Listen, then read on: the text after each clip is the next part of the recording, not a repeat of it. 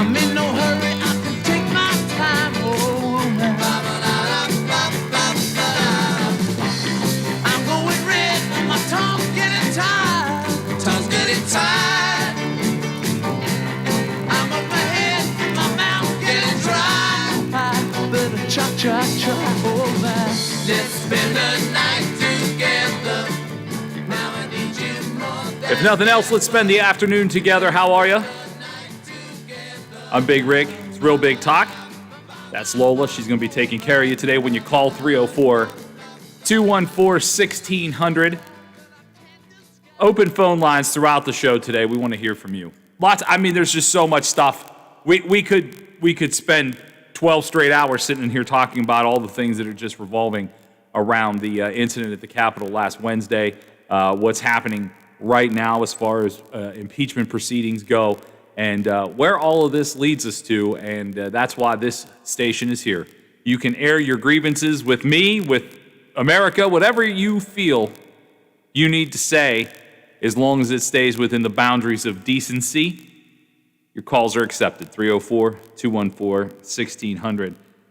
There is a kind of a funny line in the movie Independence Day, where they're on the plane after fleeing Washington, D.C., and they're talking about budget and how much things cost. And Judd Hirsch says, well, you don't actually think it costs $30,000 for a hammer, do you? Or $50,000 for a toilet seat? I guess I never paid him any mind to that line until I just saw the fact that National Guardsmen are sleeping on the floor at the Capitol. We can't get these guys some cots. Have you seen these pictures, Lola? No, I haven't. Oh, they're absolutely sleeping on the cold marble floor at the nation's capital. Now, I don't pretend to know anything about finance other than my own. I have no idea how much inflation gets put into everything for the effort of balancing a budget, or it costs this much, or if you don't use it, you lose it. But I'm 1,000% sure this nation can afford cots and blankets for National Guardsmen. This is unbelievable. Look at these pictures. They're insane. Now, I get it. There has to be people there nonstop.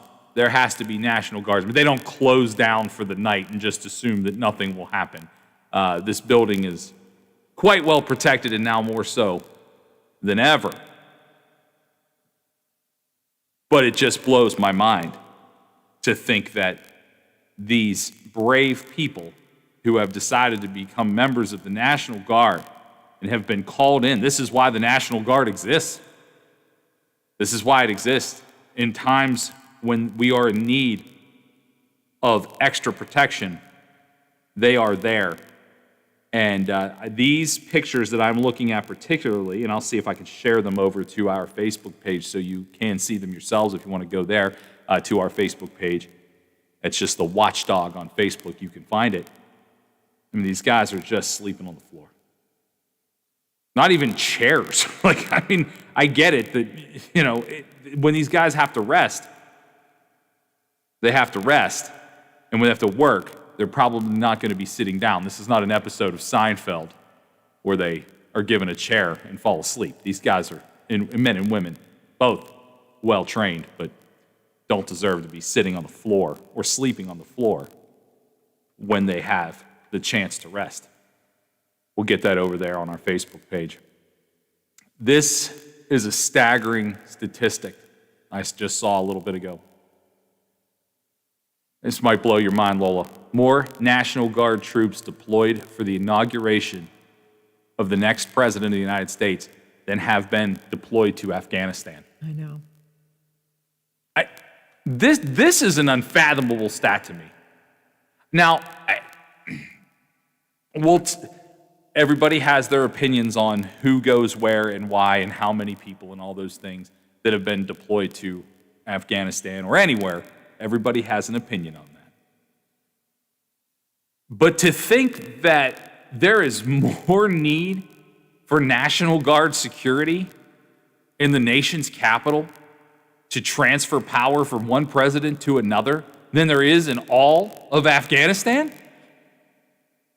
It's mind-blowing. It really is. I read that,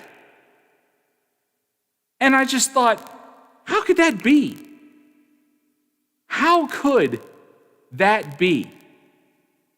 Just to give you a number, the idea, about 15,000 guardsmen are being deployed in Washington, D.C. by this weekend. That is more than double. It's not by a few, it's by double. I know.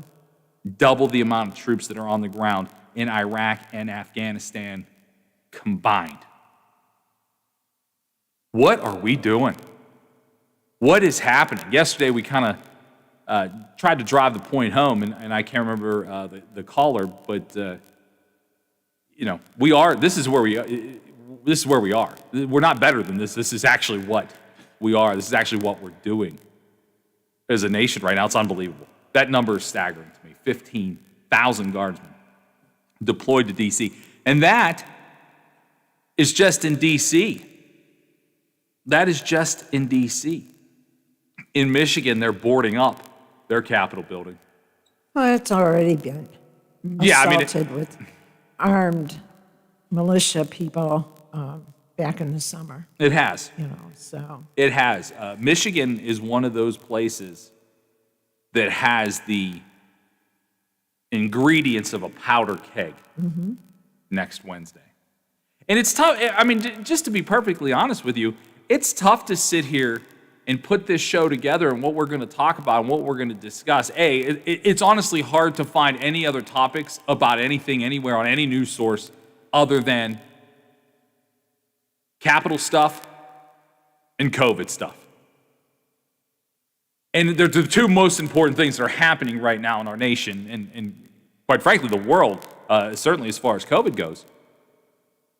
It is just so hard to find the things that aren't related to these two things. And when you scour and you look for information and you try to do this as accurately as you possibly can, there's always going to be things that are leaning to one side or another or take their own spin on it. But at the end of the day, this stuff, especially with National Guardsman numbers and things like that, and the expectation of violence in so many places, especially Michigan, it's staggering to think about what we could see. 304-214-1600, that's the phone number. You can call us, sound off about any of that. Do you have a friend or family member that's in the National Guard? Are you concerned about them? I'm concerned about them, and I don't have anybody in that category in my life, but I am certainly concerned. So I would think if you spent your days working at the U.S. Capitol, especially after last Wednesday, but probably before then, I would think, and certainly afterwards, you would want that building to be as secure as possible. I know I would if I went there every day. I mean, we talked to our buddy Stephen Allen Adams yesterday, who will be at the Capitol in West Virginia on Inauguration Day, where there are reportedly demonstrations suspected to happen, and I'm worried about him. Yeah. So I would imagine at the U.S. Capitol, fear is probably at an all-time high. Security certainly is and should be at an all-time high, but yet the measures taken to secure the people that are working at the Capitol were not well greeted by everyone. Apparently, quite a few Republican lawmakers have lashed out against the Capitol security team because of the new measures put in there. And this, I'm not pointing fingers just at the Republican side of this, but right now those are the only people that apparently have complained about it. Several Republican members of Congress are very angry because now they have to go through the metal detectors and some physical pat-downs after last week. they were not subjected to go through metal detectors previous. They were kind of like the pass to go through the airport. You know, if you get pre-screened and then you get the TSA check and all that kind of stuff, you still have to go through. You just don't have to wait in line. These people had to not even go through the security check like every visitor and guest had to. Wah. Well, it's very strange. Go ahead. Well, I know there's a Colorado. I don't think she's a senator. I think she's from the House. That they want to go through her bag, and she refuses to give up her gun. Yeah, I saw that. And none of us can carry a gun on federal property. What makes them so special? And then the ones on the floor that refuse to wear a mask. You know, okay, you've got the right not to wear one, I guess, but you don't have the right to give the disease to somebody else. And because of those people refusing to wear a mask when they were all crammed into a committee room, 3 people already have tested positive. So what makes their rights, pseudo rights, supersede everybody else's rights? Well, that's a good question. And I think that's kind of where we're at. I mean, we're now infighting over which rights of mine are more important than what you think or what rights you have of yours. Again, I'm not hiding from it. I'm a gun owner, and I carry a gun. But I know better than to take it to the Capitol. I respect the places that I can't go with it. And I don't carry it to be an outlaw. It's not that. I don't carry it because I want to start a problem. It's my right to carry it. It's also someone's right to refuse to allow me to be on their property if they don't want it there. You don't get to pick and choose someone's opportunity and right to say you can't do this, their personal property, that supersedes my right to do it. And I don't care if you're a senator, I don't care what you are. If that's the law, and you're there to help enforce the law, and then openly breaking the law, and you think it's insane that people think that that's not okay, I don't even understand. Where are you coming from? And what we're talking about here is people that are mad, some different representatives, senators, and things that are mad about the new protocols of safety at the Capitol. This is a quote from Rep. Steve Womack of Arkansas. "You are creating a problem that you don't understand the ramifications of." That was his quote after having to go through the metal detectors and subject to pat down as part of those new laws. Do they not fly? Good question. Good question. So it's okay for you to have to do this at an airport or wherever else you may go that has it. But now the big problem seems to be, Rodney Davis of Illinois was heard shouting, "These checks are horse beep," as he went through the metal detector, then came back and was heard telling Majority Leader Steny Hoyer that these measures were bull bleep and that they were diverting, this is my favorite part of this whole thing, they were diverting valuable resources. So checking the people on the way in that work there every day and using the resources to check them is diverting valuable resources. Well, here's the thing. With the number of people that have been suspended and are being investigated on the inside of the Capitol from last Wednesday's incident, I don't think anybody there knows who they can trust. No, I agree with you, because they're saying now that they think that there is some video of people leading groups of people through. And another thing that really caught my attention this morning was them saying that some of the people that were there on Wednesday had gotten a private tour of the building from their representatives or their senators, either one, their Sure. lawmakers, the day before. Now, that, I suppose, you could say it's coincidence that I don't know, but that just shocked me. That just shocked me. I think we could. Okay, well, let's just play all of our cards. To me, that seems odd to do during a pandemic. Yeah. Let alone the day before people are on their way in from out of state to come to the Capitol, and probably the day before. The day before too, so that would have been Tuesday of last week. Probably a little busier than usual, anticipating Wednesday and its events that were scheduled and obviously disrupted, but scheduled. It does seem odd, but I mean, let's just play it. We'll play the pandemic card. Why are you giving a private tour of the Capitol when we're supposed to be socially distant?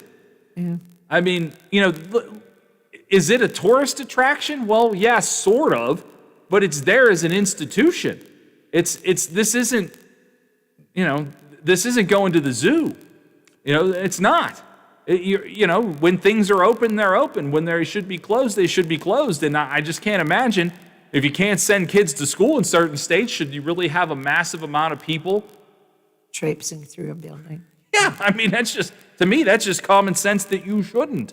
So that's what I mean. In part of, yesterday, and we got a lot of people, buzzed on this, was, is it, what is this? Is this, do we even want to know the truth about this? And when we do find out, if we do find out how all of this happened, all of the circumstances surrounding it, I think we're afraid of the answer.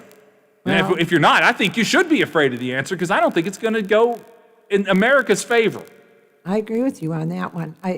Sometimes you just don't want to know, and the repercussions that may come out of all these investigations could be just so completely disturbing to our society as a whole. Sure. Because the very things that we have always counted on could be shown to be maybe not so reliable. I'm trying to be very diplomatic about this. You're way better at that than I am. Well- You're 100% better at that than I am, because I know how far I can go without my mouth kicking in before my brain does. I So understand. I tend to walk gently.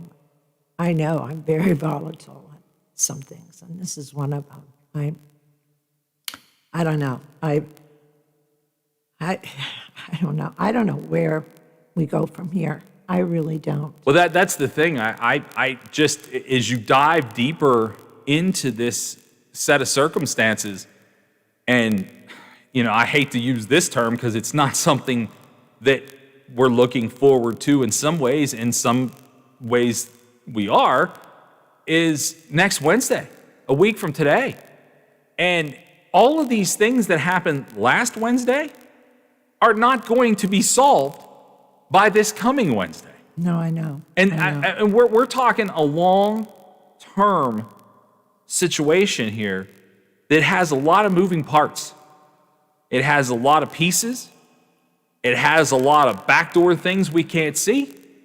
And if the FBI in its investigation finds things that we don't want to know, we're still going to find them out. I mean, and that's the part that we will find out. Yeah. Some of the things that we will never find out, I think we're honestly better off not knowing. I mean, you might want total transparency, and you may believe you want total transparency until you get total transparency. Right, be careful what you wish for. 'cause Absolutely. it just may be more than you needed. Absolutely. Be careful what you wish for. So many times, we go to sleep at night not knowing the full story about something, but thinking we do. And that's probably the reason you can sleep, is because you don't know. You don't know. And I just to reiterate that how this whole conversation started and we began the show, we have so many things involved with this. And really, at the end of the night, we have National Guardsmen sleeping on the floor of the Capitol to protect it. And I don't 100% know, nor does probably anyone, know who or what they're defending it from. Whether that's only outside threats, some of those threats may be inside. I don't know. I really don't know. And as talking to everybody here at the station, well, not everybody, but just having the conversations we're having this morning about what we're doing here at our station. Next Wednesday, you can't prepare for it. You can't prepare for it. We will be ready to give you all the information that you need, and hopefully what isn't much of anything. But honestly, deep down, and I think everybody's gut, something's coming. And it's a horrific feeling. It is a gut punch feeling to know not what's happening or what's going to happen, but to know something probably will happen, and you just have to brace yourselves, brace ourselves, and hold on. And one of the most fearful things about all of this for me, because I read a lot, and that's part of my problem. I read too much about this subject particular, and a lot of subjects that I have a pile of useless information in my head for things that I don't need, no one would need. But when I go down these rabbit holes reading this stuff, I stupidly read the comments. And I seriously am concerned about everyday life, reading what people write and what people think on this subject. People cheering about what happened. Like, even if you are the most staunch supporter of the president, you can't root for Capitol police officers to die. What is wrong? How did we get to that? I still don't understand that. I watched this state of West Virginia fly their thin blue line flags and Blue Lives Matter everything. And I'm there with you. I agree wholeheartedly. They absolutely matter. That is a tough job. Just read the local news and see what our local officers go through locally. That's a job I couldn't do. I'm not strong enough and I don't want. So I'm with you. Blue lives do matter. They absolutely do. But they don't get to matter on your terms. They either matter to you as a whole or they do not. And if you're cheering and rooting for one side of this argument where blue lives matter over here, but you are not disgusted and outraged by the fact that 2 Capitol police officers are gone due to the hand, one of a rider, and of course, what looks to be, and you can't speculate because you really don't know, but what looks to be the guy took his own life, whether that be from one thing or another. At the end of the day, if the blue lives matter here, they gotta matter there. And if you spout off at the mouth off anything in the comments section of some article somewhere about how this was okay, that makes you a hypocrite. Mm-hmm. The word you're looking for is hypocrite. You can't have both. You can't have it over here, and I'm gonna fly my blue line flag, but over here on Facebook, Twitter, wherever, comment how this is okay because it was part of something bigger or a greater deal. It's hypocritical. And you're not going to convince me otherwise. 304-214-1600, we're going to take a break.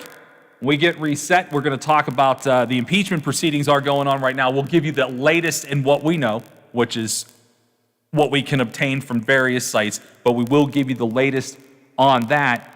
Also, we'll switch it up a little bit into a realm that I'm a little more familiar with. What will it take to get events back in 2021? Dr. Fauci had some things to say about that. I'll relay them to you, and again, we'll keep the phone lines open, 304-214-1600. This is The Watchdog.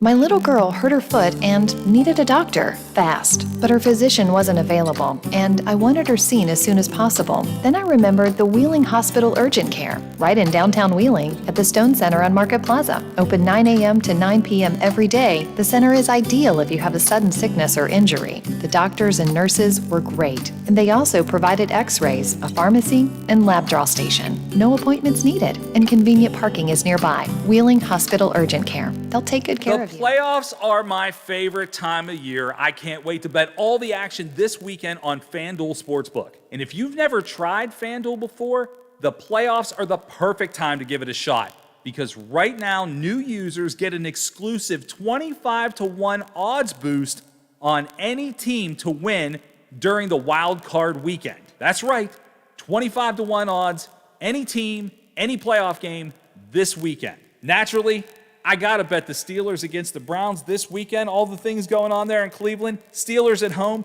I'm taking the Pittsburgh Steelers. So don't miss out on this exclusive offer, 25-1 odds boost this weekend. I've been betting on football on FanDuel all season. I got this one, no doubt.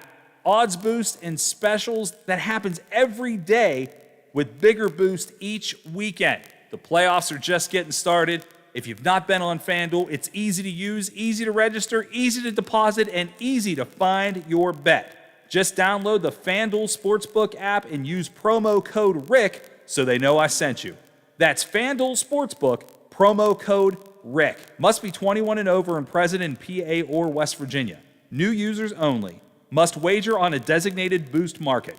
Deposit required. Maximum $125. See full terms at sportsbook.fanduel.com. Gambling problem? In West Virginia, visit 1-800-GAMBLER.com. This is Wheeling Fire Chief Larry Helms, reminding everyone about the seriousness of this COVID-19 in our region during these colder weather months.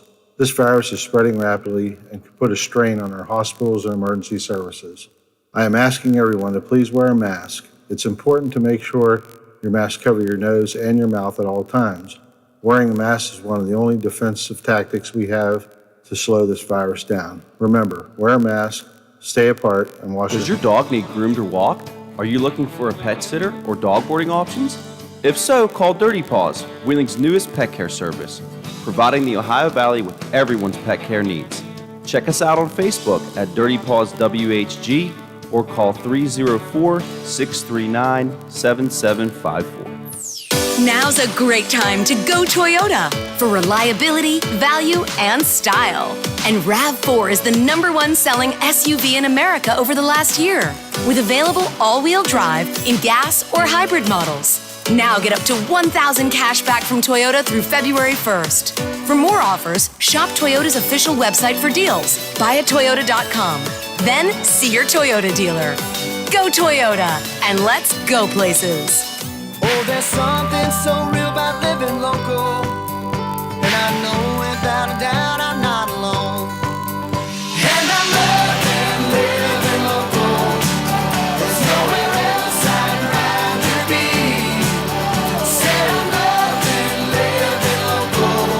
WTRF is working for me. The Ohio Valley is where I love to be. Now, during the Jim Robinson Ford Lincoln Toyota Pre-Owned Super Sale, select from over 80 vehicles in stock starting under $5,000. Most are local trades, many with one owner. Hurry to Jim Robinson at the Highlands, home of lifetime powertrain protection. Now, during the Jim Robinson Ford Lincoln Toyota Pre-Owned Super Sale, select from over 80 vehicles in stock starting under $5,000. Most are local trades, many with one owner. Hurry to Jim. For all of your IT needs, visit OmniPerforms.com. Omni Strategic Technologies, the only IT company that the Watchdog trusts. The Metro News Update is brought to you by Thomas Auto Centers, Mall Road, St. Clairsville. Get the best deal at Thomas Auto Centers. West Virginia Metro News, I'm Jeff Jenkins. The State Board of Education is considering a motion this hour that would do away with most remote instruction for elementary and middle schools in West Virginia beginning January 19th. State School Board President Miller Hall says it's time for students to go back to school, even if it's on a blended schedule. State Board Vice President Tom Campbell says remote instruction isn't working for everyone. It's time to improve that. The state board, I'll remind the board and the local boards, has the responsibility and the duty to try to guide and direct for the quality instruction and equality of that instruction statewide. State School Superintendent Clayton Birch says it's difficult to say right now there is equity for all. The motion would also reopen high schools, but they would be closed if their county is red on the daily COVID-19 alert map. Governor Jim Justice announcing today he's expanding the state's COVID-19 vaccination program to include those residents between 70 and 80. So far, it's been for those over 80 so far. We're going to push and push and push, and absolutely as quickly as we know we're going to have that significant amount of vaccines that are going to give us the ability to go to 65, we're going to 65. Justice making that announcement at his media briefing earlier today at the Capitol. Also out of the briefing today, an update on the security steps being taken at the state Capitol with those reports from the FBI that some groups are planning attacks on some state capitals. You're listening to Metro News, the voice of West Virginia. At the state Capitol. I will support the Constitution of the United States. I will support the Constitution of the United States. Members of the House of Delegates given the oath of office by State Supreme Court Justice Tim Armstead. 99 members sworn in to new 2-year terms today. House Speaker Roger Hanshaw was reelected. The Senate chose Berkeley County's Craig Blair as the new Senate president. And the West Virginia SSAC has come up with a new schedule for winter and spring sports because of COVID-19. We have it posted at our website. From the Metro News Anchor Desk, I'm Jeff Jenkins. It's not red. It's not blue. It's just real. Real Big Talk with Big Rick continues now on The Watchdog.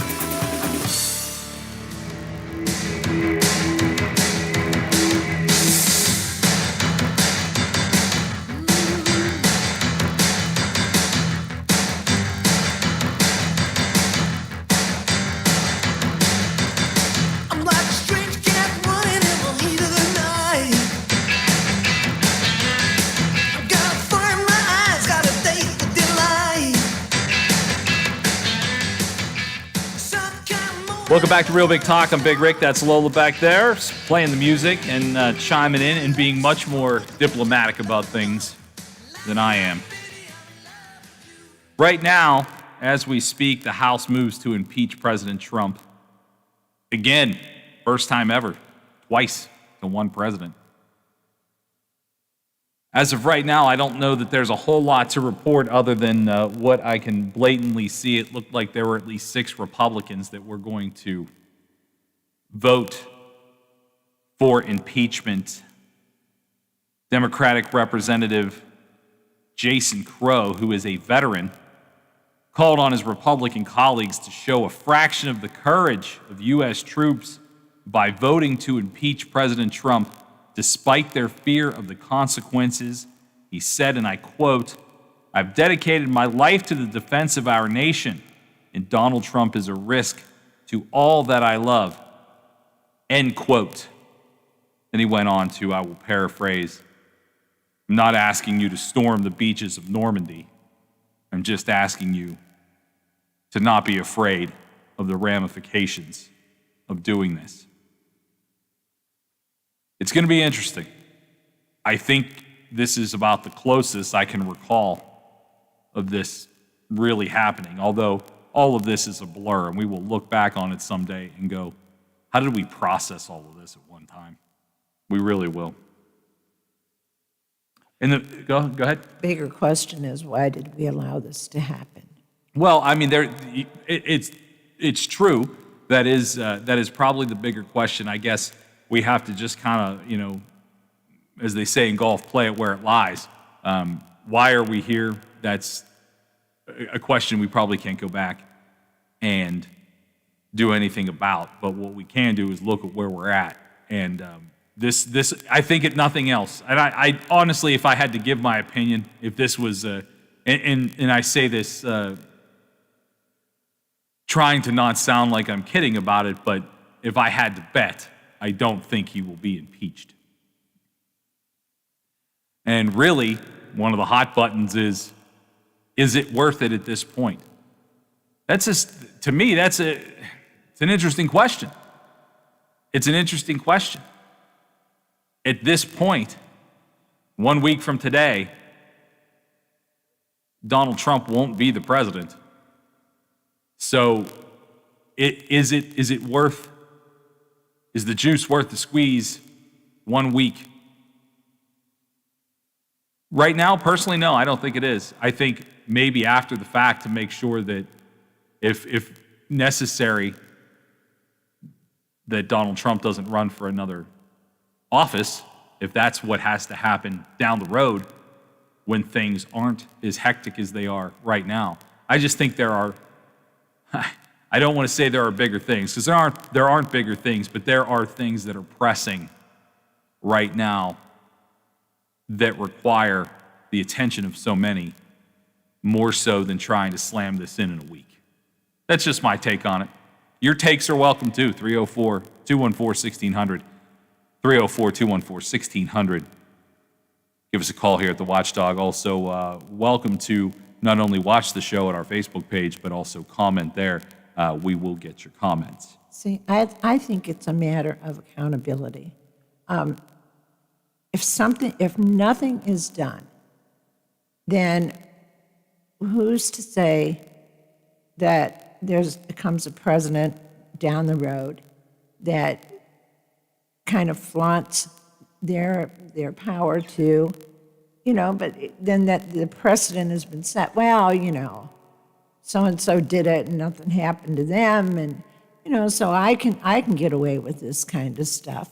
And the same with any of the elected officials, that there has to be some accountability for what has occurred.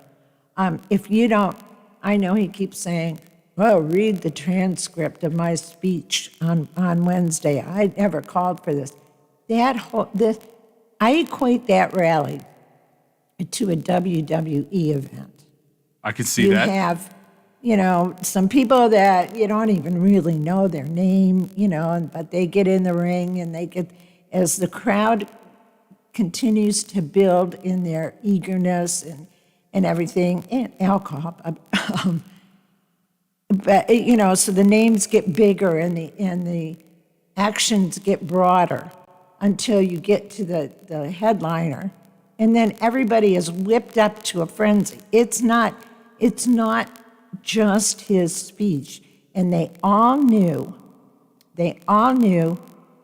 what the tenor of the crowd was in setting it up. But once they got there, it's not like they walked into a retirement home and said, well, we should all fight to keep this. No, that wasn't. They knew the tenor of the people that were there and why they were there specifically. So the blame really should go across all the speakers at that rally. But if he thought by just getting up and saying whatever he said was not inflammatory in any way, when you add it all up together, that's exactly what the point was to be. No, you're right there. And something you just said kind of hit me, that, boy, Rudy's getting off easy. Nobody's talking about Giuliani's part of any of this. Well, I think he is not. He is not going to get off easily. And I don't think Eric and Donald Jr. or anybody else that was there that spoke will. But right now, I think the big push, as far as the DOJ is concerned, are getting the people that actually broke into the Capitol and rounding those people up and getting some handle on where they are and what their further intentions perhaps could be. Giuliani's not going anywhere. Eric and Donald, unless they go to Maldives, are not going anywhere, which might be not a bad place to go. There's if you have to extradition flee, there, the Maldives is very nice. yes. So they're not going anywhere. You can pick them up later. You can assemble whatever conspiracy charges that you want to put on them. later. Now is the time to get the really violent, bad actors that were in the building itself and did all that damage and everything. That's, I think, and that should be the focus initially. Yeah, I mean, one of the things you said there was the accountability for it all, that, and you were foregoing at this impeachment right now. Maybe we'll just kind of punt on a couple ideas that we'll use them in the next segment that I had, because I kind of like where you're going with that. They're right now, for the information is some, and I saw somebody posted this on our Facebook, and I did respond a couple of days ago, and someone said, "You'll never get them all. You'll never get them all."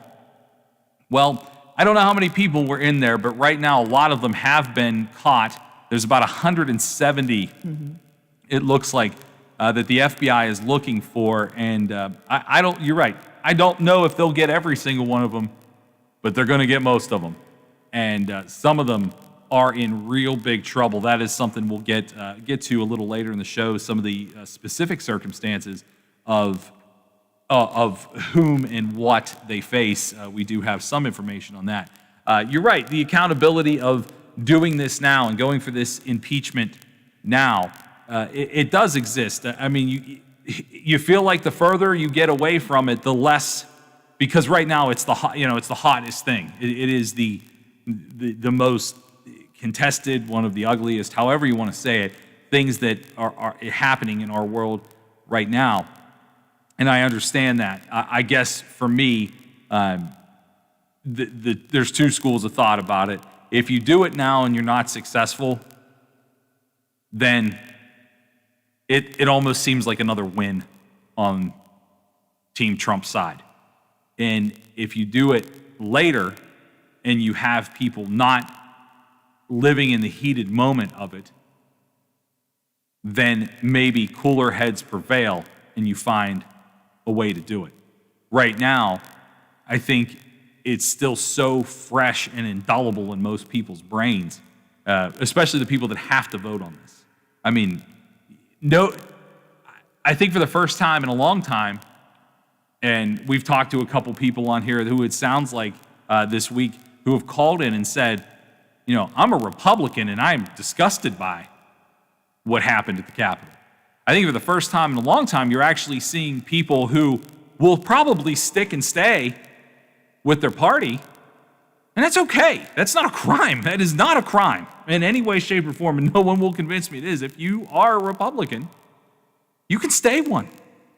I don't think anybody's trying to make you feel different about that as much as they're trying to make, and people are becoming and starting to understand that what happened over the last 4 years, some good, some bad, some indifferent, however you want to look at it, but what happened last Wednesday wasn't right on anybody's watch. Well, I hesitate to even say there is a difference. You can be a Republican.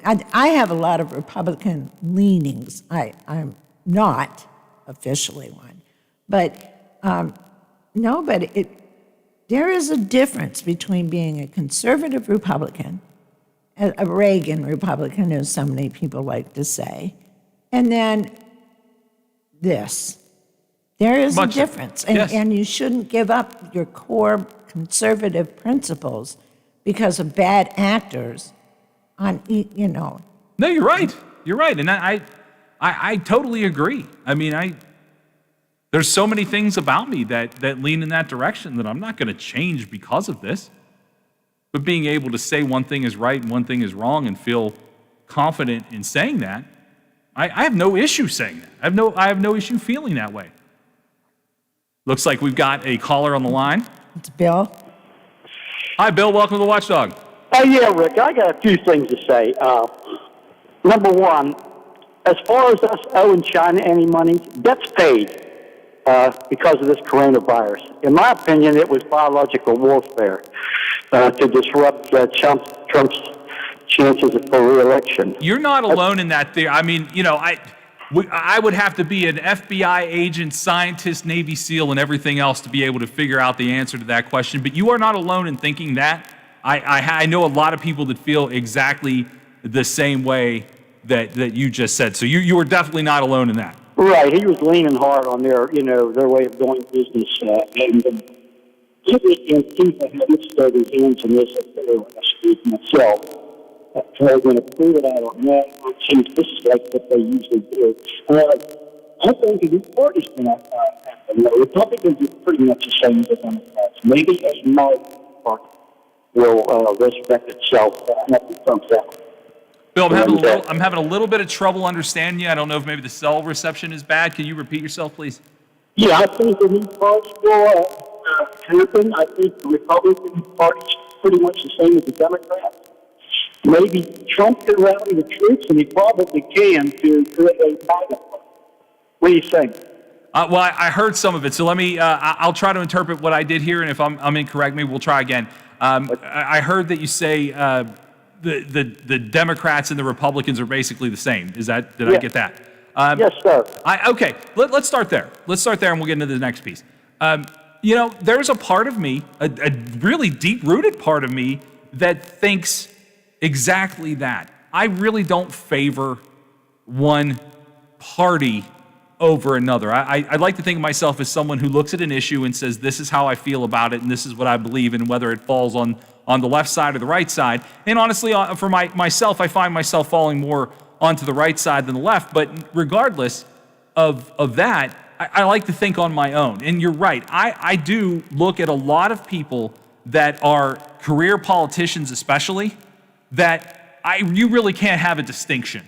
I feel like so many people that go and make these laws for America and are put up as our elected officials are in it for purposes that we will never see. And that could be the exact same purpose of the person you're looking across the aisle at. So I can give you that one. I'm with you on that. I don't feel like one party is superior in trying to help make America a better place than the other one. I think there are good people. I think as a collective group, if you want to lump everybody who identifies as a Republican and everybody that lumps themselves in as a Democrat into that lump, you're right. I think it's probably a wash. I think there are good people on each side that are trying to do the right thing, and I think it's also a big business, and that's where it doesn't matter if you're an elephant or a donkey. I don't think it matters because you're in it is a big business. So yeah, I'm with you on that one. What was your second part? Well, I think Trump's going to start his own party, the MAGA party. I don't know if you can still hear me. Yeah, no, I can hear you. Actually, we kind of went over this yesterday, Bill. I actually said that to Lola. Is that right? I didn't check. No, you're fine. No, I'm glad you called. I appreciate it. This again, your opinions are always welcome on this show. I agree. And yesterday I said to Lola, I think for the first time in my lifetime, we're seeing a third party erected. It's going to be Republicans, Democrats, and Trumpists, or whatever they choose to refer to it as. I mean, we've had tea parties, we've had green parties, we've had some things that have never grown legs as to be a legitimate third party contender in an election. And honestly, I think. And I honestly don't think it'll be Donald Trump in 2024. I think the damage of what is happening now and could likely happen in the next couple of weeks may stop it from being him. But I think he is pivoting all the people, especially his kids, in an opportunity to create a party that he either runs from the sidelines or pull the strings of. I agree. I think this is the advent of a third party. And some people are over the moon excited about that. It will, I would venture to say, when we shake all of this out, say in a year or so, when the events of last week and whatever happens upcoming in this week, in the next couple of months, and how the impeachment, we're all so raw. Our nerves are so raw with this right now that we're all quick to make that decision. And honestly, it gives us fuel to add to the fire. I mean, this is part of what doing talk radio is talking about things like this. But I think you're right. I think in a year, and when the dust settles a little bit, and Donald Trump has the people that are in his group, his close to the vest people, in places that are running for elections, whether it be in Florida or wherever they choose to be placed, I think this is the beginning of a third party. Absolutely, I agree with you. Rick, I think Junior or his daughter, the office, is going to be running for president in probably 4 years, and we're going to have a lot of support. I would say, I don't know if it's going to be 4, but I don't think you're far off. I think there's a chance that one of them is going to have to hold office somewhere else doing something. Probably likely Florida. I would think Florida is the best groundwork to be laid there for a Trumpist, and we're just going to use that term. I don't know what they'll ultimately end up calling it, but for a Trumpist party. I think Florida is the place, and I think maybe not 4 years from now.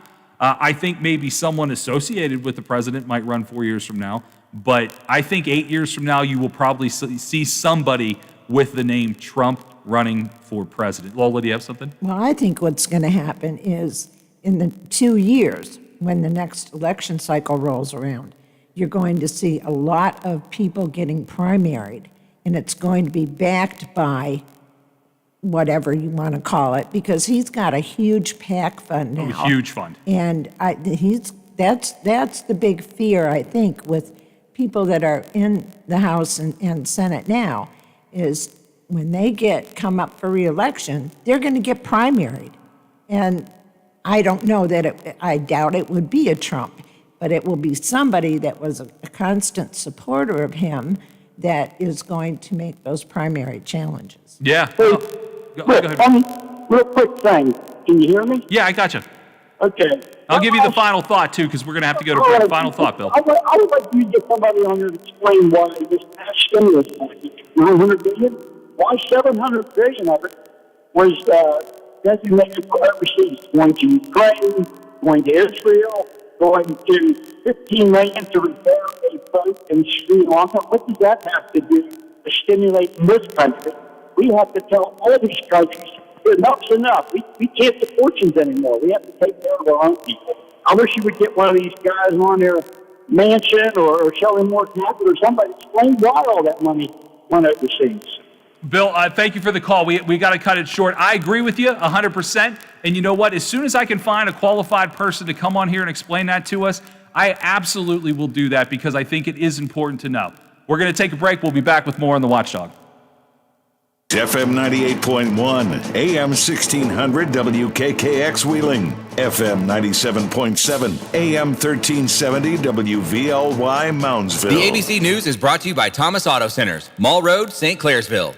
Get the best deal at Thomas Auto Centers. FBI warning of potential acts of violence around next week's inauguration. The White House issuing a statement a short time ago. President Trump said in a statement Wednesday he's urging against future violence, lawbreaking, and vandalism of any kind. The president adding, quote, "That is not what I stand for," and he calls on all Americans to help ease tensions and calm tempers. But the president doesn't acknowledge any role he may have played in last week's violent insurrection at the Capitol, and he does not specifically call out his own supporters for what they did there. Karen Travers, ABC News, Washington. And another arrest following last week's deadly siege, including a New Jersey man who was there when a woman was shot and killed. Thomas Baranier told an interviewer he had stormed the Capitol and then stood next to Air Force veteran Ashley Babbitt as she was shot and killed. A number of police and Secret Service were saying, "Get back, get down, get out of the way." She didn't heed the call, and as we kind of raced up to grab people and pull them back, they shot her in the neck. The 28-year-old was arrested by the FBI in Ewing, New Jersey on a disorderly conduct charge, likely only a placeholder until he is sent to Washington for prosecution. Bail was set at $100,000. Aaron Katursky, ABC News, New York. New York's mayor ramping up vaccinations in the city, with New York Mets Stadium and now Yankee Stadium prepping to become mega sites to get shots in the arms of New Yorkers. You're listening to ABC News. I absolutely love my dog, but the constant shedding, not so much. But then I got a Swiffer Sweeper pet kit, and it is amazing. These super thick cloths pick up a crazy amount of hair. Just look at all that. And that was from just one swipe. And the best part? Sweeper's so much easier to maneuver than a broom or a vacuum, easily getting around chairs and under the couch. You're right. Now I can focus on you, not your shedding. Swiffer Sweeper pet kit. Because shed happens. Buongiorno. Buongiorno. Buonasera. Buonasera. How can I make the most of waiting for my next big vacation? Translate your questions into goals by investing with Merrill Edge Self-Directed. It's more accessible than you think, with helpful planning tools plus free online stock and ETF trades, so you can keep practicing your pronunciation. Merrill, a Bank of America company. Visit merrilledge.com/withinreach to get started today. Investing involves risk. Merrill Lynch, Pierce, Fenner & Smith Incorporated. Registered broker-dealer, member SIPC. Other fees may apply. Investment products are not FDIC insured or not bank guaranteed and may lose value. Airbnb taking precautions ahead of next week's inauguration. With officials asking people to stay away from Washington next week, Airbnb is now taking the step of canceling all bookings and blocking any new ones. Those who have the reservations canceled will get a full refund, and hosts will get paid the money they would have received. Also now, Airbnb saying it has identified users who took part in Capitol activities last week or are known to be part of hate groups and has banned them from future bookings on the platform. Alex Stone, ABC News. Still no indication when England might come out of its third lockdown. England remains in the grip of a COVID surge that's taxing the National Health Service here. So tough restrictions remain. For how long remains to be seen. Health Secretary Matt Hancock. We'll keep the restrictions in place not a moment longer than they're necessary, but we will keep them in place as long as they're necessary. Meanwhile, the government insists it's on target to vaccinate the most vulnerable by mid-February. Tom Rivers, ABC News, London. A Japanese man is making money for essentially doing nothing. For $96, you can rent him out for a socially distanced walk. Talking is optional. He's been advertising himself as a person who can eat and drink and give simple feedback, but do nothing more. So far, he's received about 3,000 requests. His clients say they're happy with this new form of support. This is ABC News. Newsmax TV is the biggest thing on cable news, with shows including Dick Morris, Rudy Giuliani, Michelle Malkin, Diamond and Silk, Mike Huckabee, Alan Dershowitz, and more. Every night, watch Newsmax's #1 show, Greg Kelly Reports. Greg Kelly tells you the truth about Trump. Newsmax is on all major cable systems. Check your guide or tell your operator you want Newsmax. 30 million Americans watch Newsmax TV. And download the Newsmax app on your smartphone. It's free, so get Newsmax TV anytime, anywhere. Michelle Franzen, ABC News. For all of your IT needs, visit OmniPerforms.com. Omni Strategic Technologies, the only IT company that the watchdog trusts. CA House Music has all the gear to make your music legendary. With all the best gear, including Fender, Epiphone, Yamaha, and more, CA House will have you rocking in no time. Get the most for your money with everyday low prices. And we meet or beat internet pricing. Play before you buy and let our product specialists help you pick out the instrument that's right for you. CA House Music, supporting local musicians since 1872. Play music for life.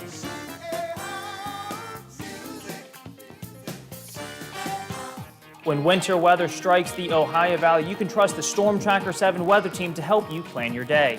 Our experienced meteorologists stay connected with you on TV, online, and on social. Get your weather information straight from a local source. We'll help you be prepared and make sure you'll never be surprised. And we do expect dry conditions overnight, tonight, and all day tomorrow. Meteorologist Dr. Dave Walker, Aaron Mylar, and me, Zach Petty, the Storm Tracker 7 weather team. Working for This is Wheeling Fire Chief Larry Helms, reminding everyone about the seriousness of this COVID-19 in our region during its colder weather months. This virus is spreading rapidly and could put a strain on our hospitals and emergency services. I am asking everyone to please wear a mask. It's important to make sure your mask covers your nose and your mouth at all times. Wearing a mask is one of the only defensive tactics we have to slow this virus down. Remember, wear a mask, stay apart, and wash your hands. Menards bag sale is back and bigger than ever because this year you get 15% off everything you can fit in the bag for 2 weeks. That's right, now through January 16th. Need new tools? Put them in the bag and save 15%. Updating your bath faucet? Put it in the bag and save 15%. Painting? Save 15%. Whatever you need. If it fits in the bag, you save 15%. In-store only through January 16th at Menards. Save big money at Menards. Hello, everyone. From the Watchdog, I'm the Storm Tracker, Darnell Foster, with a look at your local weather forecast for your Wednesday. Partly sunny skies, a daytime high near 41, overnight low of 31 under partly cloudy skies, clouds, sunshine mixing for your Thursday with highs near 45. Have yourself a great day, everyone. From the Watchdog, I'm Darnell Foster. The views and opinions expressed on the following program are not necessarily those of this station or its sponsors. Keeping it real for the right, keeping it real for the left. 100% Real Talk is right here. Real Big Talk continues now on The Watchdog. Here's Big Rick.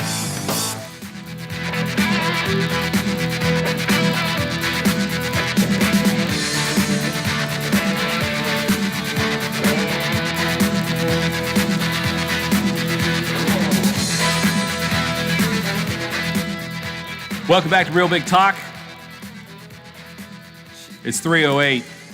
Just to finish up on the last topic, and as we were going to break, caller mentioned, how did all this money get into this stimulus package and all the money that's going overseas to different things? During the break, Lola suggested to me, and it's 100% the answer. Find out who put it in there. How exactly did it arrive there? Is it part of the budget? Is it part of stimulus? Because those were two bills that were together to get passed all at one time. We need to find out where it came from and who put it in there, because I couldn't agree more. 100%. Why is all this money going elsewhere when people in Wheeling and St. Clairsville can't eat? It doesn't make sense. It doesn't make sense. And until we find out who put it there, we'll never know why it's there. And to wrap this up, because we're going to take a little break from politics and talk about a few other things, but this is just a statement just released by President Trump within the last hour. I want to read it to you word for word. This is from President Trump, and quote, "In light of reports of more demonstrations, I urge that there must be no violence, no law breaking, and no vandalism of any kind. This is not what I stand for, and it is not what America stands for. I call on all Americans to help ease tensions and calm tempers. Thank you." End quote. That is just a release statement from President Donald Trump. So let's go ahead and move on here for a minute. Just talk about it's like we were talking earlier. The subjects, the things that are dominating the world right now are insurrection and COVID. Let's move to COVID. Or at least COVID seems to have some small light right now. It's just a small light at the end of the tunnel as people are getting vaccinated. I thought this was interesting, and I wonder who is going to be the first to come out and do it. Dollar General wants its employees to get COVID-19 vaccines, so it's offering to pay them to do so. I'm not shocked. I'm shocked it actually took this long for someone to come out and do it. I'm not saying it's right or wrong. All I'm saying is I'm surprised this is the first that we've heard of it.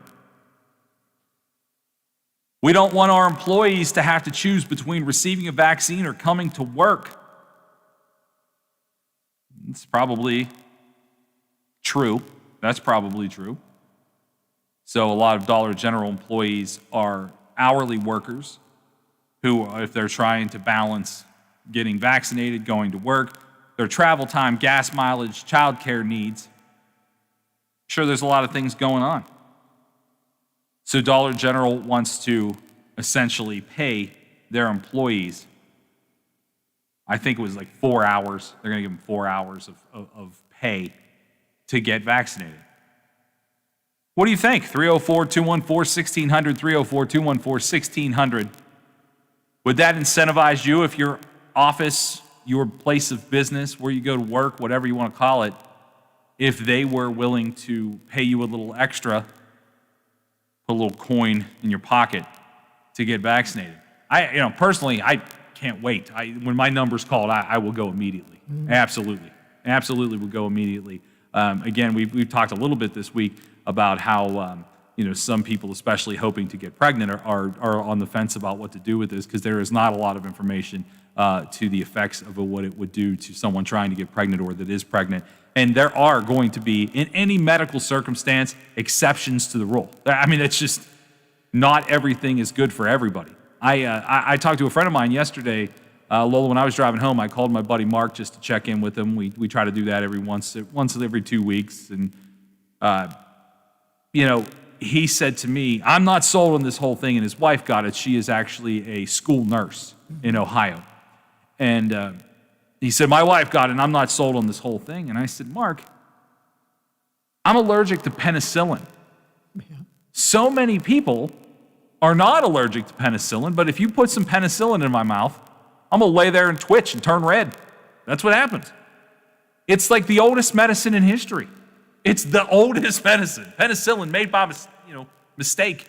My parents always used to laugh if we had an orange in our fruit basket and it started to get white. They're like, oh, it's penicillin. Don't worry about it. On cheese. Yeah, the mold on cheese, my dad would say. Yeah, we'll just keep it. Yeah. It'll be good if you get a cold. Exactly. I mean, to the point where, I guess you could say like our parents joked about vaccines. They were both joked about medicines. And so, penicillin, which is good for so many, is not good for me.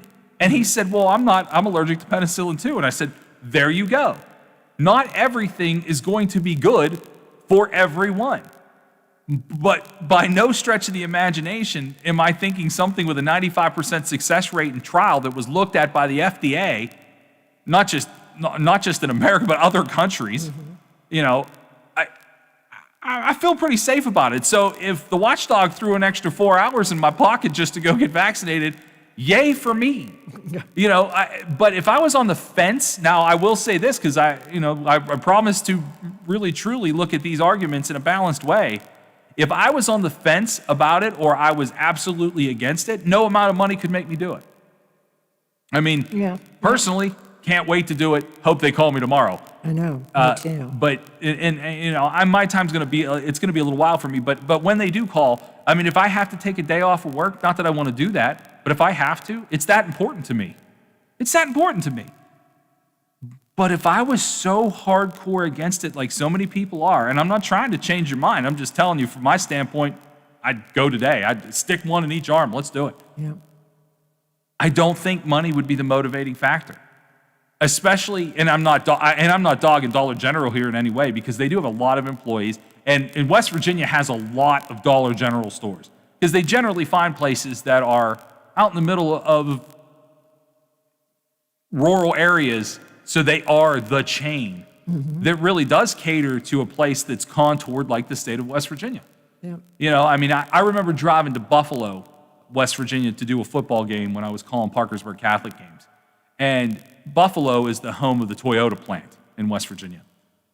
I don't want to over exaggerate it, but I am thinking got to be 75% of Buffalo residents work at the Toyota plant.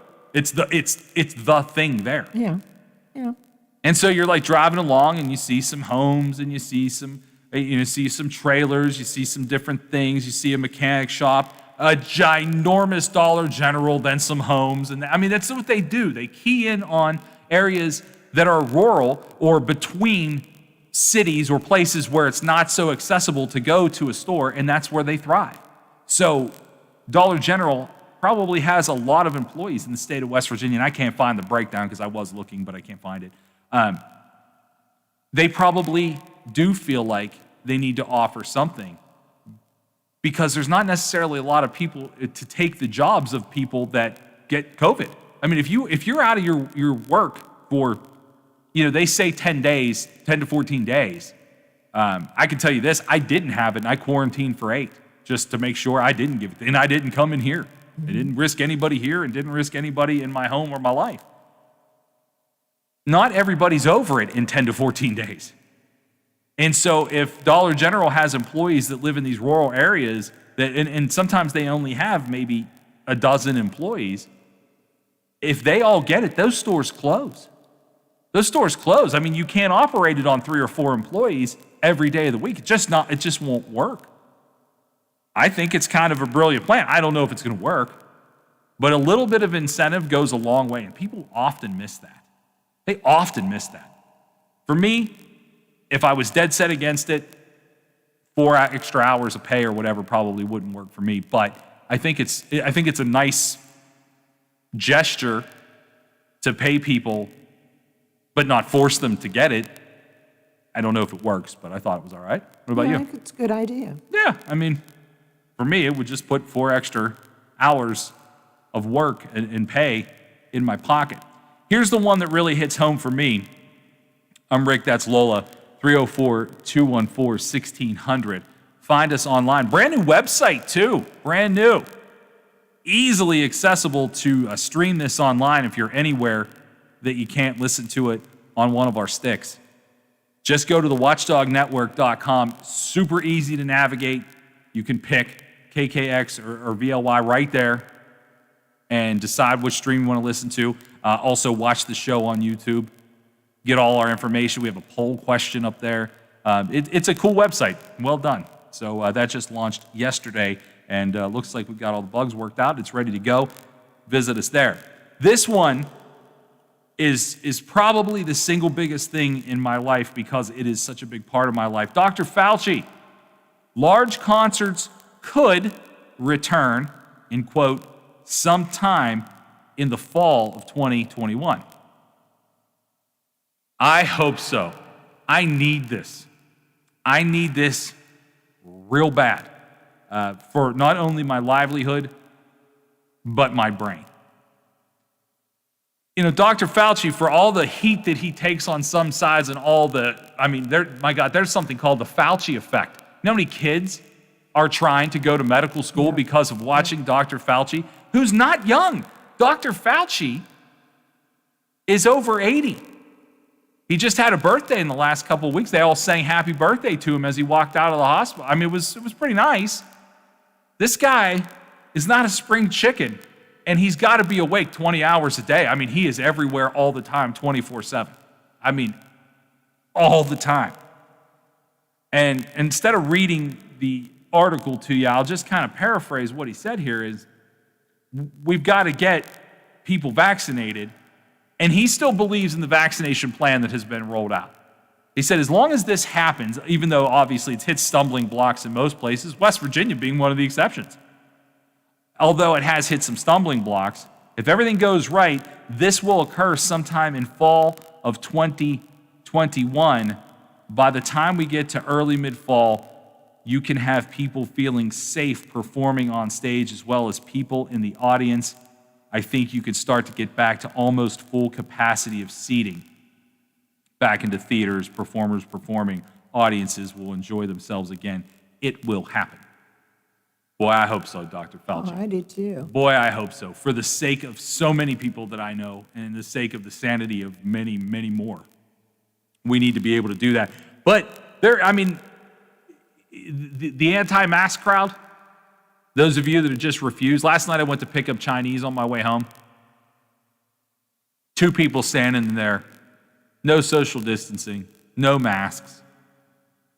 And I'm just like, why? It's just a matter of time until you catch this. Like, I get it that a lot of people are healthy, and I even understand the argument of why is everybody so upset about something that 99% of the population, I don't want to get sick. I don't care if it's the mumps, measles, the flu, or anything else. Like, nobody wants to be sick. Nobody. And why would you risk older people in your life or people that are at a much higher risk? That I don't understand. I'm glad 99% of the people survive it. I'm glad. That's a good thing. It's not just surviving it. And it doesn't matter whether you're healthy or not. I know somebody right now that was as healthy as could possibly be, and not a young person, but he was really healthy. He caught it just before Thanksgiving. One member of his household got it, got over it, still feeling some fatigue though.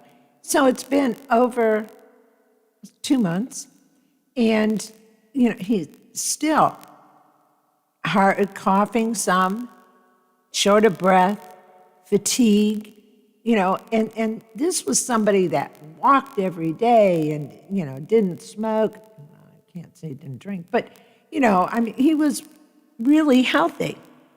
And then they're called, what's called long haulers, where young people, 20s somethings, are still experiencing brain fog, breathing problems, fatigue, muscle aches, and this is after being basically getting it and then testing negative after a period of time.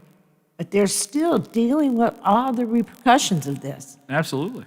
And this is weird. My ex-husband is probably going to get out of the hospital today. He lives in Florida. But, he has emphysema. He's got a lot of medical problems. But he went in once, tested negative, went home, couldn't breathe, goes back to the hospital, tests positive. So they put him in the hospital. His O2 stats have been up and down, up and down, up and down, up and down. Finally, they said, okay, you can go home. And they had tested him periodically during the stay. Negative, negative, negative. He goes to go home, and voila, he tests positive again. And they said, well, this is just, you can't pass it on. You're basically asymptomatic now. But, it's just weird. There's no rhyme or reason to any of this. And people that think that they are just, going to roll the dice and have a, good gay old time, you are sadly mistaken. It's true. It's true. I mean, when my mom got it, just speaking frankly, my mom's in poor health. When they told me she had it, I assumed that was the last time I was going to see my mom, and knock on wood, I don't know how it happened, but she survived it. Yeah. And, to say that she has brain fog as a long-term effect of it, she honestly had a little brain fog beforehand. And I understand that. I talk to my mother 16 times a day, she calls me. I mean, really, it's like 2 or 3. But it feels like 16 because I'm answering the same questions a lot. But it's okay because I'm glad she's still here. Mm-hmm. And I hate to say that I immediately went to worst case scenario. But then again, I'm not a doctor, so I don't understand. I mean, when the doctors are like, look, this is where she's at, we don't know. I assumed the worst. So the fact that my mom's here is honestly a testament to how much she must want to live, which is wonderful. But I can't imagine people encountering someone or knowing somebody, especially being close to somebody who has gone through this and still doesn't think it's a big deal. I know it. I don't understand. I don't understand it either. I mean, there are limited people in our building every day. I mean, today's probably the day there are the most people with the shows on before this one, between the mayor and the show before us. So, I mean, this is the day most people have, and I hide my office and I sit there with my mask on when there's other people around. Lola and I are in different rooms, so we're safe there. But yeah, last night I walked into this Chinese restaurant, 2 people just standing there like, this is no big deal. I mean, nobody lives in fear of getting the flu. You don't want to get the flu, and if you don't get the flu shot and you get the flu, you usually, it's a few days of real misery. Oh, yeah. But, you start to feel better in 3 or 4 days, and you bounce back, and you start your life again. When you look at the idea of getting coronavirus and not knowing it, how long is this going to take? First of all, because I'm a time guy. I like to fill my time with doing something. I'm not a guy that likes to sit at home. Those 8 days I sat in my basement were awful. And I mean, we have Netflix, Hulu, and every other thing you can think to watch in this world now. Could you imagine people going through this in the last pandemic? I mean, they had to sit there and do nothing. They didn't have 850 channels. They couldn't watch new release movies at their house. I mean, they had nothing. We're so spoiled. We have no idea how good we have it when it comes to having to stay home. I mean, when you're a little kid, it's like, oh man, I got a full day of Fruit Loops and Bob Barker ahead of me. I mean, so that was the joy of staying home. But this is so scary because you don't know what it's going to do to you particularly. And my mom didn't die from it, but people much healthier than my mother did. Absolutely. And it's such a weird thing. But Dr. Fauci's saying, basically, once people are vaccinated, they're still going to have to wear it because you can carry it and not get sick from it. And that's kind of like, that's kind of important element to it. We only have a couple minutes, but we will go ahead. We've got a caller on the line. It's Earl. Hi, Earl. How are you? All right. Hey, Mom was just asking me why you were sitting in your basement for 8 days. I had a quarantine. My mother she tested positive, but the nursing home she's in actually diagnosed her with having a stroke. So I went to the hospital. I was told my mother's last test was negative, and went to the hospital thinking my mom, could be the last time I saw her. The hospital let me in for 6 hours. I sat in a room with my mother. Now, I did wear a mask, and so did my mom, and obviously all the medical personnel did. But 6 hours later, they come back and say, well, she tested positive, and there's a pretty good chance, since you've spent so much time in this enclosed space, that you are also positive. So what I had to do was, knowing the date of my exposure, you have to wait like 4 or 5 days to get tested, so the viral load has a chance to get into your system. So basically, I was waiting to get sick, and then on the 5th day, I got the test. On the beginning of the 8th day, or the end of the 7th, really, it came in around 11 o'clock at night on the 7th day, that I was not positive. But yeah, I sat there. There's nothing you can do, because you're just waiting to see how bad you feel and how bad it's going to get. Yeah. I was down at Morgantown seeing my cancer doctor. This had been about a month ago now. And I was short of breath, which I am anyway, because they took out a piece of my lung when they took a tumor out. I understand. They took a piece of my left kidney out in Morgantown. And so anyhow, I was having a little bit of a hard time breathing, and I started coughing a little bit. Well, she wanted me out of the office and go to have myself tested. And when they did the test, the girl right there told me, she said, "You're good to go. You don't have it." Oh yeah, well there's a rapid test. There's a rapid test you can get back, and that's just to kind of tie it all in. And Earl, we're actually on the verge of a break here, so thank you for calling. I appreciate it. Okay. And please call again when there's another topic you want to discuss. But what happened with me is there is a rapid test, and what happened in Morgantown, how the team found out that they were COVID positive. They take the test before they were meant to leave for Waco. A couple of them came back in the rapid test quickly, so what they did was they brought everybody back into testing with the long-term test, which usually takes 24 to 48, in some cases 72 hours. And that's the test that I had originally got to make sure that I was not COVID positive. Have to be very careful when dealing with the people in my life. And it's just of the utmost importance. So kind of wrap this up as we go into break.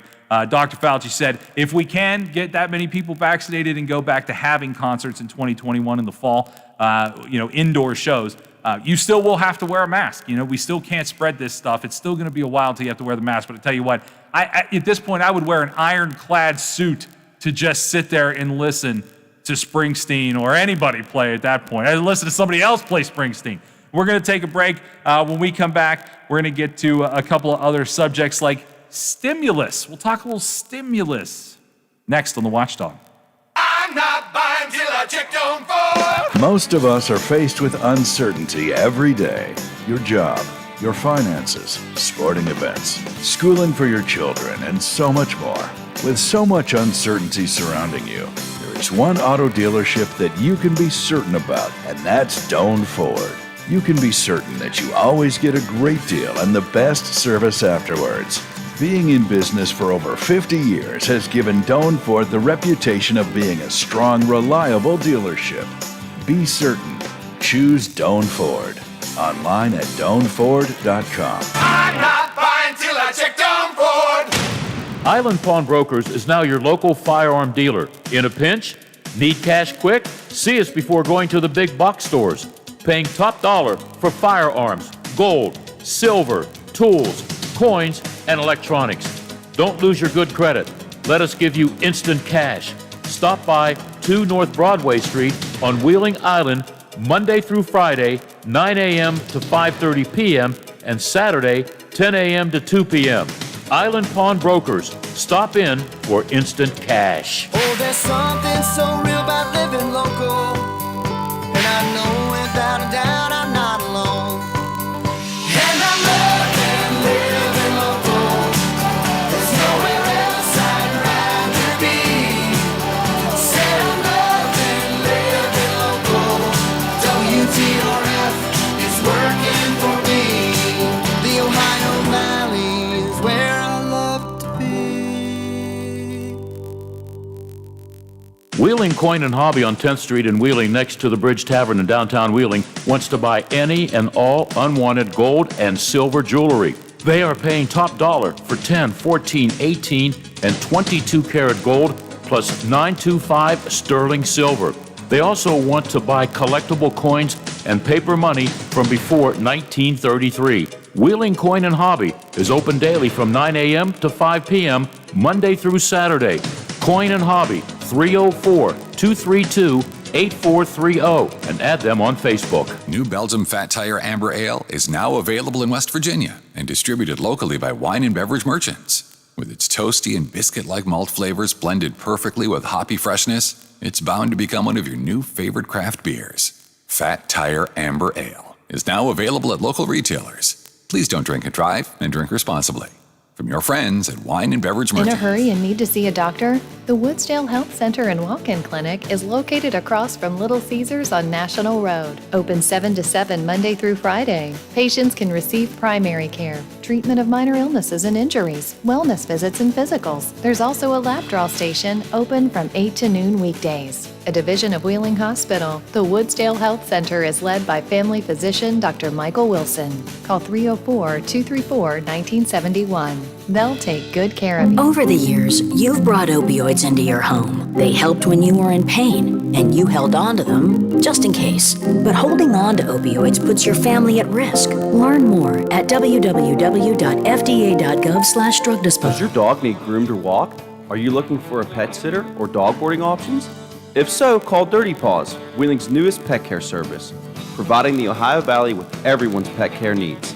Check us out on Facebook at Dirty Paws WHG or call 304-639-7754.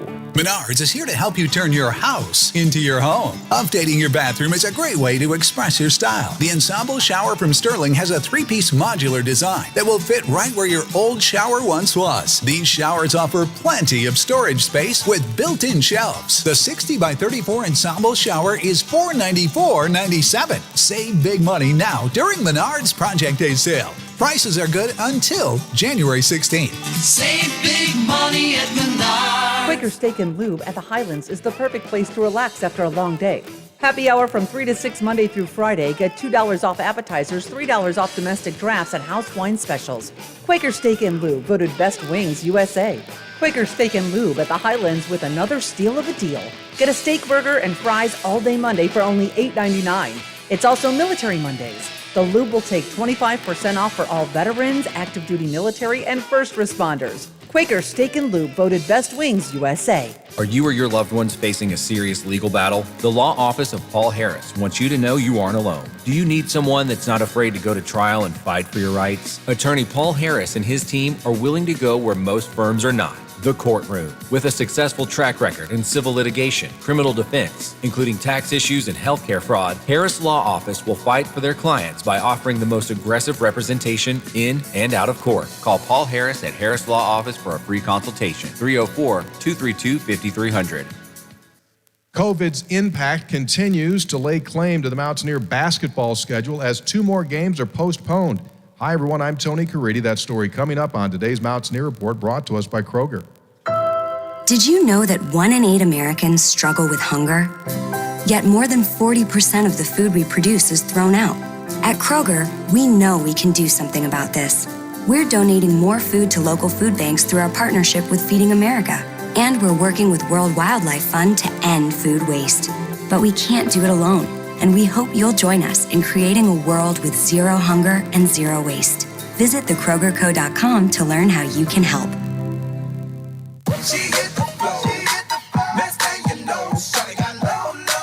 Love getting prices that are lower than low on backyard favorites like grill-ready hamburgers and fresh-picked strawberries? Then shop at Kroger. We give you more ways to save on the fresh you love with tools like the Kroger app, where you can find personalized coupons on top of weekly sales. Plus, rewards like fuel points, giving you prices that are lower than the everyday low. Kroger, fresh for everyone. The impact of positive COVID tests within the WVU men's basketball program continues to be felt. On Tuesday, WVU officially announcing that Saturday's game against TCU and then next week's game against Oklahoma State have been postponed in accordance with the conference's game interruption guidelines. That means in a best-case scenario, WVU's men's basketball team won't return to action until Saturday, the 23rd of January, when WVU is scheduled to play at Kansas State. Meanwhile, on the Big 12 scoreboard for tonight, 2 league games on the schedule. Texas Tech plays at Texas. That's a big one. Texas Tech enters at 10-3 overall. The Longhorns, after their win over WVU, are 10-1 and 4-0 in conference play. Tonight's other game has Iowa State playing Kansas State. WVU's women's basketball team returning to action this evening. They are at home against Texas Tech. WVU's women's team played its best game of the season back on Saturday, routing number 17, Texas. They've got the date tonight against Texas Tech, and then they've added a game to this Saturday. They'll be playing at home against Oklahoma State. That game will tip off at 2 o'clock. Football news. WVU's head coach, Neil Brown, continues to ascend in the American Football Coaches Association. He has been named as a member of the Board of Trustees. He will represent the Big 12 Conference. Louisiana coach Billy Napier will represent the Sun Belt, and Arkansas coach Sam Pittman will represent the SEC. That is today's Mountaineer Report. It's brought to us by Kroger, the official grocer of WVU Athletics. I'm Tony Caridi on the Mountaineer Sports Network from Learfield, IMG College. He's not your father's talk show host, but your dad can listen too. Real Talk is right here, right here. Real Big Talk with Big Rick is on the Watchdog.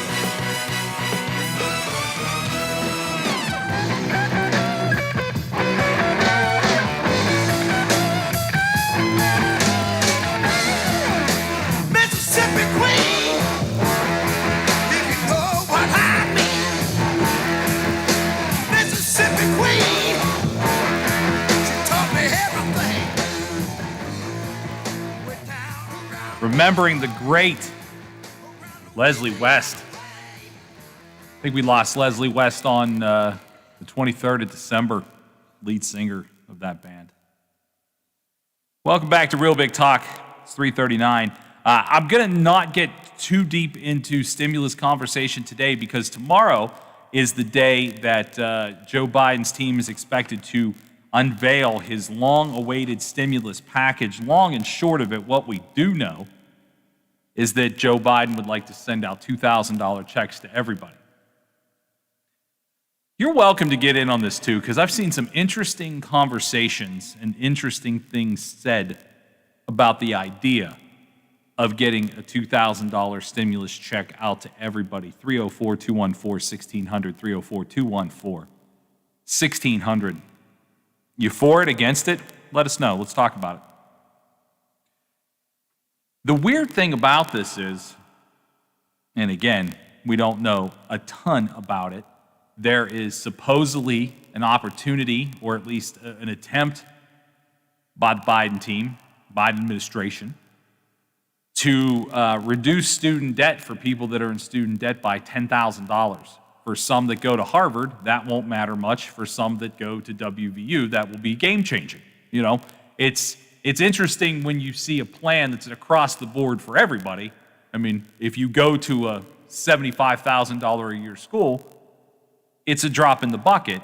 If you go to a state school, it's really going to help a lot of people. Now, I would be lying if I said I financially understood the ramifications of doing that, because I don't. I don't think anybody really, unless you do this for a living and you are a politician of somebody who understands the idea of how student debt would be paid back and what it will do to different entities that lend money to students. I'm not that person. I don't know. All I know is this. I'm 43 years old, and I know plenty of people that I went to college with that are still paying back loans. They're still paying back loans. It's very difficult for them to get ahead. I mean, I have friends that have tried to buy homes and can't do it because they are strapped with so much debt, whether they went to a state school, they went to a big school, they went to an out-of-state school, wherever they went. If you go to a private school, and there are some great private schools, but if you go there, you know you're going to rack up a heap of debt if you're doing it the old-fashioned way with student loans and things like that. Ramifications? I don't know. And that's the thing, we talk about this. We do this so much as a society. Oh, well, if we do that, it's going to create this. We don't know what it's going to do. I mean, there are so many things that have happened in life where I'm like, this is the end. And then it's like, oh no, look, nothing ended. Will it do this? Will it do that? I don't know. It depends on how the plan is laid out. Plan coming tomorrow from the Biden team about his stimulus plan. Expected to be involved as a $2,000 stimulus check. He is hoping for bipartisan participation in this. And then all of a sudden, boy, you want to take some weird turns in this story. Senator Marco Rubio from Florida sent a letter to Joe Biden saying, I understand the concerns that some of my constituents have, but American families are struggling, and I hope you do find a way to send $2,000. Marco Rubio said this. And then bringing it closer to home, Joe Manchin's a little behind I don't know about this. I don't, Now, to be fair, and I think this is what this program is, to be fair, Joe Manchin did not come out and say, absolutely not, no, that's not happening. What he said was, I want to make sure that this is something that's going to help get people back to work, which is legitimate. That's a legit concern. How do people get back to work? But the fact remains is that people need money right now. We're talking about what happens down the road. Well, we're not there yet. We're not there yet. And yes, we have to look down the road, but right now we have people that need to eat. And when Marco Rubio, you got to figure, he's got an angle here. I don't know what it is. I'm not that close to the inside of it, but there's got to be an angle. Because Marco Rubio and Joe Biden agreeing on the same thing, it's scary. It's blowing my mind. It's blowing my mind. And I read the letter, and it's a beautifully crafted letter. I mean, the optimist in me says, maybe we're starting down a path to be a better country together. The pessimist in me is going, what's your angle? What's your angle? I don't get it, because this is not who you have shown yourself to be. I'm not saying that he doesn't want people to get paid. I'm not saying that. Florida, just so you know, I think a lot of times, especially up north in West Virginia, Western Pennsylvania, Ohio, a lot of people picture Florida as just this beautiful tropical place with Bahama breezes and golfing and whatever. There are a lot of people that are under the poverty level in Florida. So keep that in mind too. Florida is basically rural. Yes, it is. When you get off of the Gold Coast and off of the other coast, it is not cosmopolitan whatsoever. No. And you get down into the Keys, those people are scrambling. I mean, that's it. You're right. Everybody looks at it and goes, oh, it's Florida. Yeah. Everybody there's got money, they got boats, they got pools, no, they don't. I lived in Fort Myers, Florida, which is on the Gulf Coast. Yeah. And Fort Myers is a cool place. Yeah. It's a cool little place. And I had friends and actually had a possible job in West Palm Beach. So when you drive from Fort Myers, which is beautiful, to West Palm Beach, which is incredible, you have Lake Okeechobee, which is like watching swamp people on the History Channel. It's like Louisiana just in Florida. And I'm not knocking Louisiana or Florida. I've got friends in both. There's beautiful places and beautiful things in both. All I'm saying is, if you've ever seen the TV show Swamp People, because you're essentially driving through the Everglades, there are alligators that legitimately walk across the street. Alligator Alley. Alligator Alley is this big. Blue ribbon cans on the road. Absolutely. Yeah. And there are people out there that are carrying huge buck knives, slaying alligators, and dragging them home to eat them. So if you're thinking to yourself, well, why would anybody in Florida need $2,000? Just know there's more people in Florida that it can associate to West Virginians than there are just absurdly rich people. But there are a lot of those too. When you have absurdly rich people, but you have the people that work for them. Oh, yeah.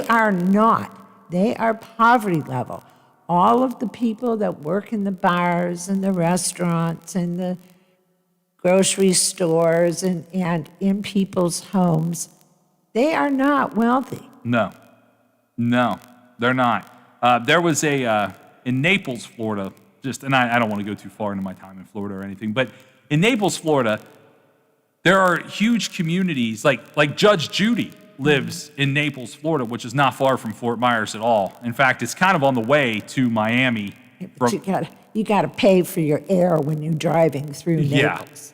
Yeah, exactly. Yeah. I mean, if you took the pockets of Florida that have stupid, ridiculous money, West Palm, Naples, and a few other spots that you can pick and choose, like Jacksonville, there's nothing less Florida than Jacksonville. I mean, it's not beautiful. It's not like, oh man, living in Florida sounds nice. Jacksonville sounds like, it's not. It's not.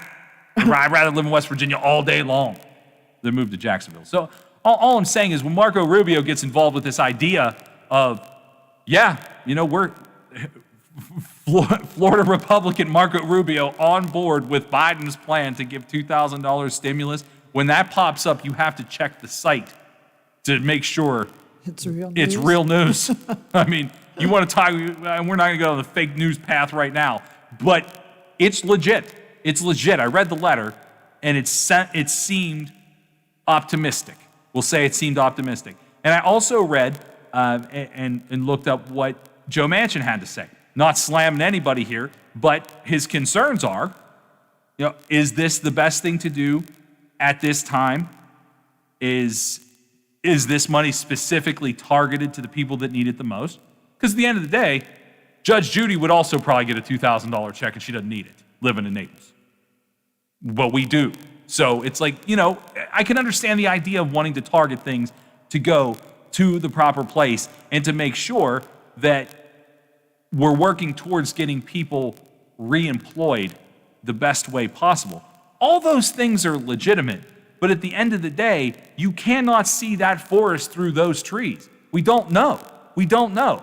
If Fauci says, hey, concerts could come back in fall of 2021, that's probably when the rest of the things can come back too. Because really, we're distancing ourselves now, and we have to wear masks in fall of 2021 if concerts can come back. Really, it seems like people getting on board with all this has to do with stopping to spread COVID. So if we stop to spread COVID, we won't need a fourth, fifth, or sixth stimulus check. People will go back to work, doing work things. But yeah, that's kind of where all that lies. We'll definitely dive into what, as long as it's out before or during the time that we're on the air tomorrow, and get into President-elect Biden's stimulus conversation and his plan, and we'll see where it goes. Do you guys think that the $2,000 stimulus check is needed, justified? How do you feel about it? 304-214-1600, 304-214-1600. It's interesting, especially in West Virginia. People need this money. They need, the $600 that they got a few weeks ago are still waiting on in some cases. It's probably gone. It's probably used to catch up on other things. It's not paid forward. It's paid backwards, essentially. Gas bills. Gas bills. Yeah. I mean, it's January. Gas bills are much higher now. I mean, you can say the same thing for electric bills in the summer, but you can find ways to stay cool, I suppose. But when it's cold, it's cold. You got to pay that gas bill. No. I know. I got mine. I know. It's the heaviest bill in the package, for no doubt. We have a phone call? Yeah, it's Earl again. Hey, Earl. I love listening to Lola's voice. Look, Lola holds it down here, man. I just hold on and hope that I get to the end of the show. She runs it all. Yeah, I mean, I could definitely use the money because my truck needs a transmission. Now, let me ask you this. And I don't know anything about you. Yeah. If COVID wasn't happening and your truck needed a transmission, are you in a position to be able to buy yourself a new transmission? No. Exactly. No. I mean, because I'm on a limited income, I get Social Security disability. Yeah. I mean, you know what, Earl? You're in probably the majority of the West Virginia boat here. How most West Virginians, you may be from Ohio or Pennsylvania, but But really, I think we're all living the same way. If my transmission went out, same thing. I'm just like, what am I going to do? And I think a lot of people live in a similar fashion. And that money changes things because you would be able to get from place to place. You probably, and people don't think about it this way, but, and I don't know what, I don't know anything about your situation, but you being able to get from place to place makes you a healthier person. You can go out and you can get the food that you need. You can go out and get to the doctor if you need to. Like, there's so many things that, But that only lasts so long. You're right. It only lasts so long. There's some people that would go through that in a snap of a finger. Well, and honestly, there's some people that don't need it. There's some people that don't need $2,000. I'm Bobby's mom. This is Bobby's mom. And I'll tell you, we can do anything if we set our mind to it. Well, I agree to that. Do you agree? I do. I do. You find a way somehow to fix something if it needs fixed. No, you do. Well, you'd like to believe that you can, but I think some people get into things, things become so overwhelming to people, and we're actually getting ready for another break, but people get so overwhelmed by the idea, the snowball effect is what it's called. If your transmission breaks in your car, then you can't get to the store. If you can't get to the store, you're not eating properly. If you can't get to a doctor, you're not feeling good. Right. And things snowball. They absolutely snowball. So you'd like to think that everybody, and that's honestly kind of a misconception for people. And I've heard this, and I think it's absolutely absurd when people say to somebody, "Well, if you're homeless, go get a job." You know what goes into getting a job? Going on an interview, having your hair cut, having a fresh shave, having a dress to wear, to look appropriate, to go into even a grocery store and get a job. So sometimes it's not as easy. And you know, when I was a kid, we never said I can't. My dad told me, I remember I was a little girl and I was telling him that I couldn't do what I was supposed to do, what he told me to do. He said, "Dad, Kant died in the cornfield, so you have to do this." But people, it's easy to say I can't, or I don't know how, or whatever. You know what? I will say this, and actually, we're going to let you guys go because we are coming up on a break. Thank you guys for calling. We do appreciate that. I'm going to respond to that. In a lot of ways, there are things that people can overcome, and it does take basically, pulling yourself up by your bootstraps and getting things done. But people also can get overwhelmed. One of the things, and I don't know how old that caller was, but it sounds like she's got a few generations on me. In that generation, which would have been my father's generation as well, my father had to be pulled out of the 6th grade and carry a plaster hod because his father, who was an immigrant, had a plaster business, and he had a heart attack. He lived, but the work needed done, the family needed supported, so they pulled my dad out of the 6th grade, and that's what he did. My dad doesn't have further than a 6th grade education. And that was the answer. Hey, get it done. Get it done. And I will say this, it did a lot of damage to a lot of people. That thought did a lot of damage to a lot of people that were never able to feel good in their lives because they weren't able to develop physically and mentally in some ways. Earl's mom is 99. Is 99. Yeah, I mean, first of all, if you get to 99, congratulations. Congratulations. But yeah, I think in that I would even be a little older than my father would be if he were still alive. But you're right, that's how you were told. That's what you were told. Get over it. Figure it out. We have so many more advancements than we did 100 years ago or 80 years ago, however 60 years ago, 20 years ago. I mean, we're in different places, and generations are different. And someone who's 99, I can't imagine how you view the world. Because I often think, what would my dad think? I say that to myself a lot. My dad was so influential in my life, even though he passed away when I was 15.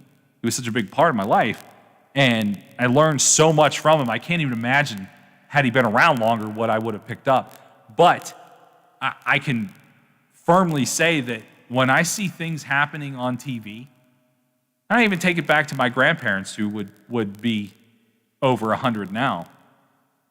I mean, they came here from Italy, both of them. The way we're acting right now is certainly not why they came here. It's 100% not why they came here. They could have stayed in Italy.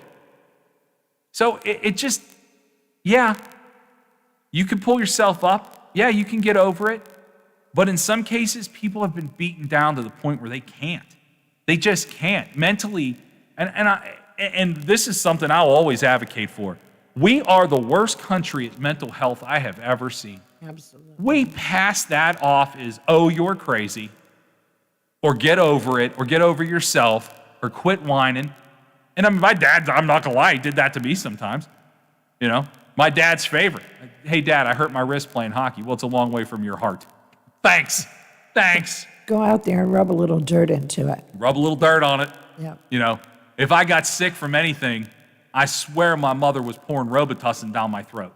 Like, hey, I think I sprained my ankle. Have a little Robitussin. That'll fix it. So, because I'll just put me to sleep. God, go sleep. You'll feel better in the morning. Yeah. So we weren't great at that. And I don't blame my parents for that. I had a wonderful life, and I still do have a wonderful life. So I don't blame, the idea of just, whatever screwed up in the head you are didn't come, comes from your parents. I mean, when my father passed away, and I went to college, and they offer like different counseling services and stuff.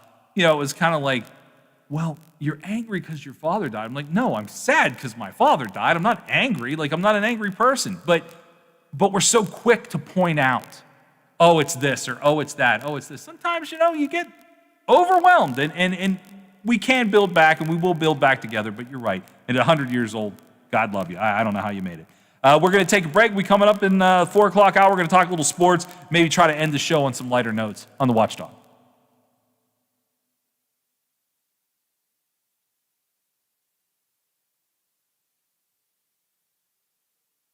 FM 98.1, AM 1600 WKKX Wheeling, FM 97.7, AM 1370 WVLY Moundsville. The ABC News is brought to you by Thomas Auto Centers, Mall Road, St. Clairsville. Get the best deal at Thomas Auto Centers. From ABC News, I'm Michelle Franzen. After hours of debate, the House is now voting on whether to impeach President Trump in the wake of the U.S. Capitol siege 1 week ago. Several Republicans during debate joining Democrats speaking out against the president's actions. House Minority Leader Kevin McCarthy reversing course after objecting to last week's electoral certification. House Minority Leader Kevin McCarthy finally admitting Joe Biden won the election and adding, "The president bears responsibility for Wednesday's attack on Congress by mob rioters." Still, McCarthy argued he doesn't believe President Trump should be impeached. At least 6 House Republicans have now said they do plan to vote for impeachment. Inez de la Cuetara, ABC News, Washington. The impeachment comes amid growing concerns about security in the nation's capital and across the country. A joint intelligence briefing obtained by ABC News details the dangers following the siege, along with conspiracy theories and QAnon and extremist groups, they say, now working together. The White House and Trump campaign issuing statements and texts urging no violence. The president sending direct-to-supporter phone text messages reading that he urges there be no violence, law-breaking, and vandalism of any kind, and saying, quote, "This is not what I stand for. It is not what America stands for." And he asks all Americans to ease tensions and calm tempers. The president's son, Eric, posting the same message on Twitter. ABC's Andy Field. Senate Leader Mitch McConnell sent a note to Republican colleagues today saying he has not made a final decision on how he would vote if there is a trial. The pandemic costing lives and livelihoods, workers over 50 having a tough time. Susan Weinstock of AARP says there's also opportunities. For the first time ever, there are 5 generations in the workforce. And what we know is that multi-generational teams actually are more productive, they're more engaged, they lower absenteeism. You're listening to ABC News. Here's the dirt on dust. It may seem fine, but it's actually made of dead skin cells and dust mite droppings. That's where Swiffer heavy-duty dusters come in, with thousands of specially coated fibers to trap and lock dust in one swipe. Dust can't hide on ceiling fans and bookshelves anymore. When you're done, just remove the disposable cloth and voila! That dust is gone for good. Now that you know the dirt, say goodbye to the dust. Swiffer Heavy Duty Dusters. Stop cleaning. Start Swiffering. Sam's new project needs a project manager right away if she's going to manage to hit her deadline. It took an extra week to get approvals, but they still want the original delivery date. I guess we'll figure something out. It's time to hire. I need Indeed. Indeed you do. The moment you sponsor a job on Indeed, you get a short list of quality candidates from our resume database. Indeed delivers 2.5 times more hires than the other branded job sites combined, according to Breezy HR 2019. Visit Indeed.com/credit and get a $75 credit for your first job post. Terms and conditions apply. One employer says it will pay its workers to get the COVID-19 vaccine. ABC's Jim Ryan has more. Dollar General is offering its employees a deal. Go get a COVID-19 vaccine and receive 4 hours of pay. The budget retailer is the first big U.S. employer to incentivize the vaccination of its workforce. And in New York City, a new kind of Subway series. After the New York Met Stadium began prepping to become a 24/7 COVID-19 vaccine site, now Yankee Stadium in the Bronx is joining the roster. Mayor Bill de Blasio. We welcome them into the fold, too. We're working with them now to work out a plan to use Yankee Stadium as well, and that's going to be great. The preparation for massive testing sites comes as the state of New York has increased vaccine eligibility to anyone 65 and older. Mark Remillard, ABC News, New York. An investigation is underway in Phoenix after the virtual funeral for civil rights icon and city leader Calvin Coolidge Good was interrupted by hackers yelling racist slurs. In a Twitter post, Arizona's governor condemned the racist remarks, calling Good a civil rights leader who served with honor and distinction. Good was the second black council member for Phoenix and the longest tenured elected official in the city's history. He died December 23rd. Calvin C. Good was 93 years old. This is ABC News. Newsmax TV is the biggest thing on cable news, with shows including Dick Morris, Rudy Giuliani, Michelle Malkin, Diamond and Silk, Mike Huckabee, Alan Dershowitz, and more. Every night, watch Newsmax's #1 show, Greg Kelly Reports. Greg Kelly tells you the truth about Trump. Newsmax is on all major cable systems. Check your guide or tell your operator you want Newsmax. 30 million Americans watch Newsmax TV. And download the Newsmax app on your smartphone. It's free, so get Newsmax TV anytime, anywhere. I'm Michelle Franzen, ABC News. Now's a great time to go Toyota for reliability, value, and style. And RAV4 is the #1 selling SUV in America over the last year, with available all-wheel drive in gas or hybrid models. Now get up to $1,000 cash back from Toyota through February 1st. For more offers, shop Toyota's official website for deals. Buyatoyota.com.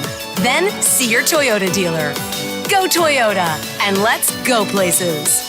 Breathe cleaner, fresher air with help from Menards. Indoor air can be 2 to 5 times more polluted than outdoor air. Best Air's 4-inch pleated air filters have a specialized filtration that ensures the best overall performance of your HVAC system, giving you cleaner air throughout your home. Pleated air filters are available in a variety of sizes for $14.99. Save big money now during Menards Project Day sale. Prices are good until January 16th. Save big money at Menards. In a divided year, we can still be united through giving. There's a $300 above-the-line tax deduction this year thanks to the CARES Act.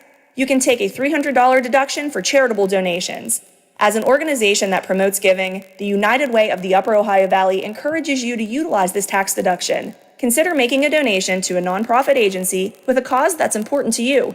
Any donation made to the United Way will go towards our annual campaign supporting local programs focusing on the community's toughest My needs. little girl hurt her foot and needed a doctor fast, but her physician wasn't available, and I wanted her seen as soon as possible. Then I remembered the Wheeling Hospital Urgent Care, right in downtown Wheeling at the Stone Center on Market Plaza. Open 9 a.m. to 9 p.m. every day, the center is ideal if you have a sudden sickness or injury. The doctors and nurses were great, and they also provided x-rays, a pharmacy, and lab draw station. No appointments needed, and convenient parking is nearby. Wheeling Hospital Urgent Care. They'll take good care In a of you. divided year, we can still be united It's through giving. such a beautiful $300 night. above- Look at the stars. For all of your IT needs, visit OmniPerforms.com. Omni Strategic Technologies, the only IT company that the watchdog trusts. In a divided year, we can still be united through giving. There's a $300 above-the-line tax deduction this year thanks to the CARES Act. You can take a $300 deduction for charitable donations. As an organization that promotes giving, the United Way of the Upper Ohio Valley encourages you to utilize this tax deduction. Consider making a donation to a nonprofit agency with a cause that's important to you. Any donation made to the United Way will go towards our annual campaign supporting local programs focusing on the community's toughest needs. Hello, everyone. From the Watchdog, I'm the Storm Tracker, Darnell Foster, with a look at your local weather forecast for your Wednesday. Partly sunny skies, a daytime high near 41, overnight low of 31 under partly cloudy skies, cloud sunshine mixing for your Thursday with highs near 45. Have yourself a great day, everyone. From the Watchdog, I'm Darnell Foster.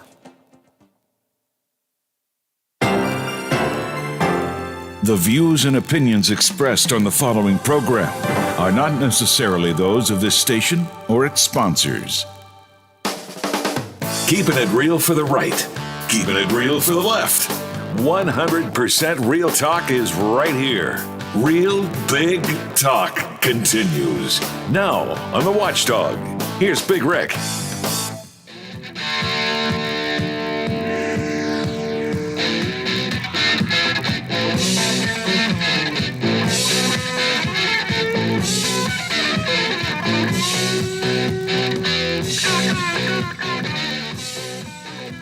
.408, welcome back. I'm Big Rick, that's Lola. I always said, Lola, if there was going to ever be a time where I was going to lead police on a chase, it would be while playing Ram Jam. That would be the song. That song just makes you drive fast. It really does. Yep. I mean, not a mega hit. That song will be around forever and used in movies forever. That song gets used in movies a lot. We are going to move away from some of these political topics, although I mentioned it earlier, and I want to give you a rundown real quick of a few things, and we're going to kind of drift over into sports a little bit because there's some sports headlines we should definitely get to. We mentioned to Stephen Allen Adams yesterday, and we're going to talk to him again on Friday, hopefully. Obviously, a lot of things going on Friday in the state capitol at the Civic Center. They will have the Chuck Yeager Memorial Service, and Vice President Mike Pence is scheduled to be there. So obviously that'll be the first time he will be out in public since last Wednesday. Not to say anything's going to happen, just saying that is a thing that we're going to happen. But yesterday when we talked to Steve, I mentioned some of the comments that West Virginia State Senator Mike Azinger had made. And we didn't get a whole lot into it. He just kind of said what he said about it, and that's who he is, and he's not going to change and whatever. And yesterday he had another statement I want to throw at you real quick. He said, in quote, "I hope President Donald Trump, quote, calls us back," end quote. Donald Trump in the last 2 hours has released a statement saying, no violence, this isn't what I want, calls us back. If you needed a bigger invitation to acknowledging what he was doing there in the first place, there it is. There it is from an elected official in the state of West Virginia, a state senator. I hope he calls us back. Apparently Azinger was real into what happened. Look, I mean, I have no words. yeah, I mean, you can't. And that's why I didn't want to go too far down that path. It's just the president just released a statement saying, no violence. You take that for what it's worth. Too little, too late, whatever it is. But Azinger's hoping that he calls us back. You want to know how much trouble people are getting in? I hope they put this guy under a prison. Under it. The guy, Robert Keith Packer, he was the man at the riots the other day wearing the Camp Auschwitz shirt. I know. He is facing federal charges. Put him under the jail. Under it. That you are garbage human. They have a special place for people like this, and it's called Supermax. Oh, I mean, Just, now I know I can't go there. I can't go there. That is just, you're the worst. You're the worst of the worst. How is it for some of the other people that have been arrested? I like this one. You know what? I'm going to start. I'm going to start different. I'm going to start with Pelosi desk guy, Richard Barnett. Pelosi desk guy facing 11 years. Could see 11 years in prison. It had not so much to do with the fact he was sitting at a desk or anything like that. It's because he had a weapon and he took it into the Capitol. That's what I thought when he was pointing down there, and it could have meant just about anything. But it could have been suggestive. Yes, but I blew the picture up, and that's a gun. Yeah. That is a gun. Yeah, so he's looking at 11 years. That's what you get. Now, you have to decide, Richard Barnett, 60, of Gravette, Arkansas. Gravette, Arkansas. Yes, you are now the subject of one of the most iconic photos of the last 20 years and probably the next 20. Was it worth it? I hope you had a good time. Yeah, I hope that moment of infamy that you had there sitting in Pelosi's desk, and trust me, I'm not a Pelosi fan. I'm not. I'm a difference between right and wrong fan, not a Pelosi guy. I hope it was worth it. 11 years. This one is truly my favorite, though. This one went for all the glory. Lectern guy. Lectern guy, who is the guy who is married to a physician in Florida, has 3 kids, smiling away as he's stealing Pelosi's lectern.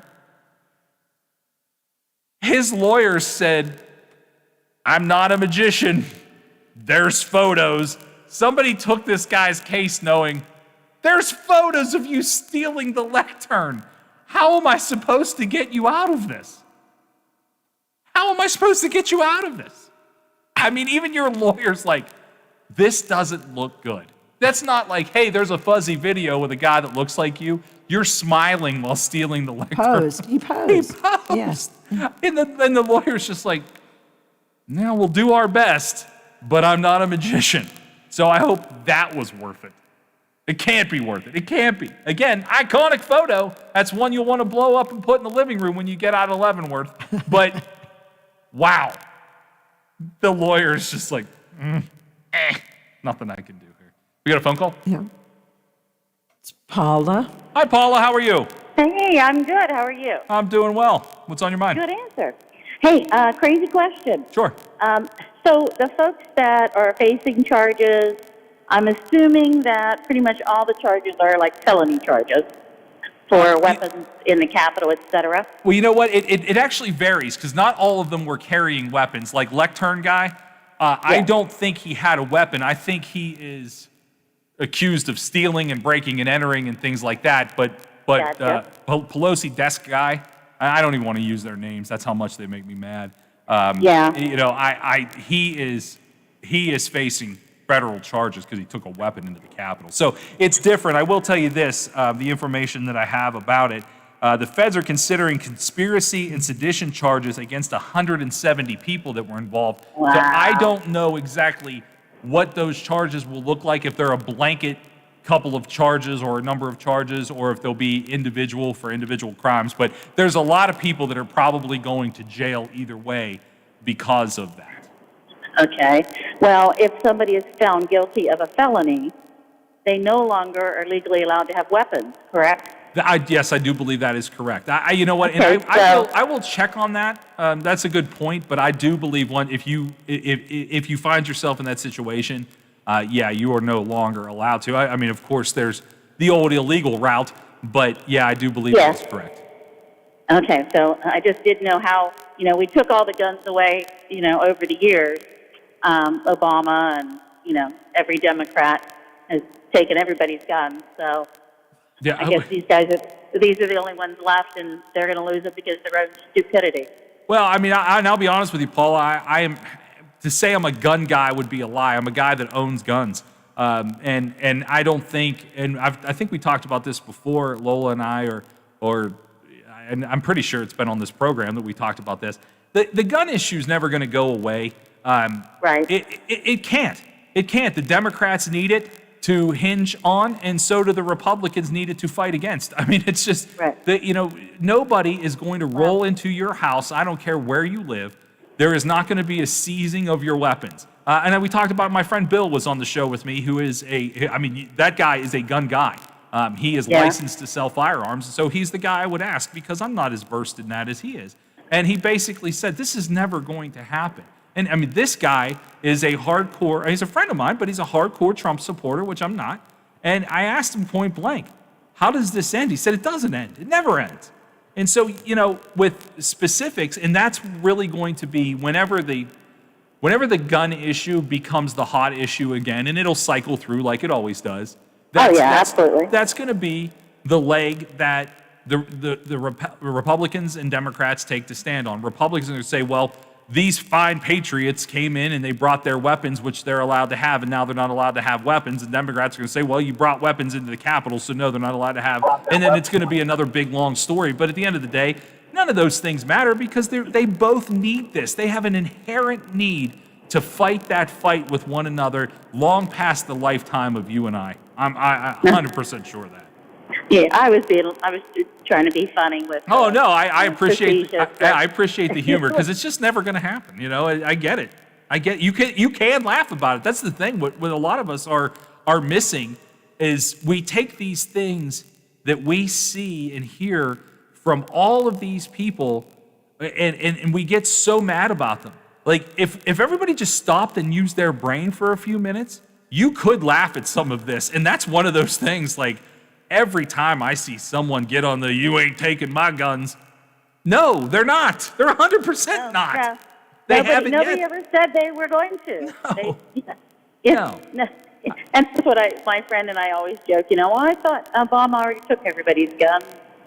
And before that, Clinton, he took everybody's guns, didn't he? Isn't that amazing? I mean, the amount of what guns are left? Yeah, the amount of misinformation about things like that is just staggering. It's staggering that people. I mean, someone actually had to say to you, "Did Obama take everybody's guns already?" Obama hasn't been the president for 4 years. Are your guns gone? Look in your cabinets. Are they there? No. But Hillary. Oh yeah. Well, that to me, Hillary's a slippery slope. I can't go down the Hillary slope with you too much, but I can acknowledge the fact that if she would have become president, she wouldn't have taken them either. She wouldn't have what? She wouldn't have taken them either. No, absolutely not. No, and but to me, it's almost laughable at this point. Some of the people that basically waving and selfies and photos in the Capitol, destroying stuff, and it's quite possibly could cost them their weapons. Yeah, I mean that really is part of it that people haven't talked about, because they didn't think there were going to be ramifications. Let's look at this. I mean, a lot of these people, they're right. A lot of these people that stormed this Capitol fully believed they had the backing of the President of the United States. They didn't think anything bad was coming their way. They thought they were. No, they have every right. Exactly. They thought they were soldiers in a war.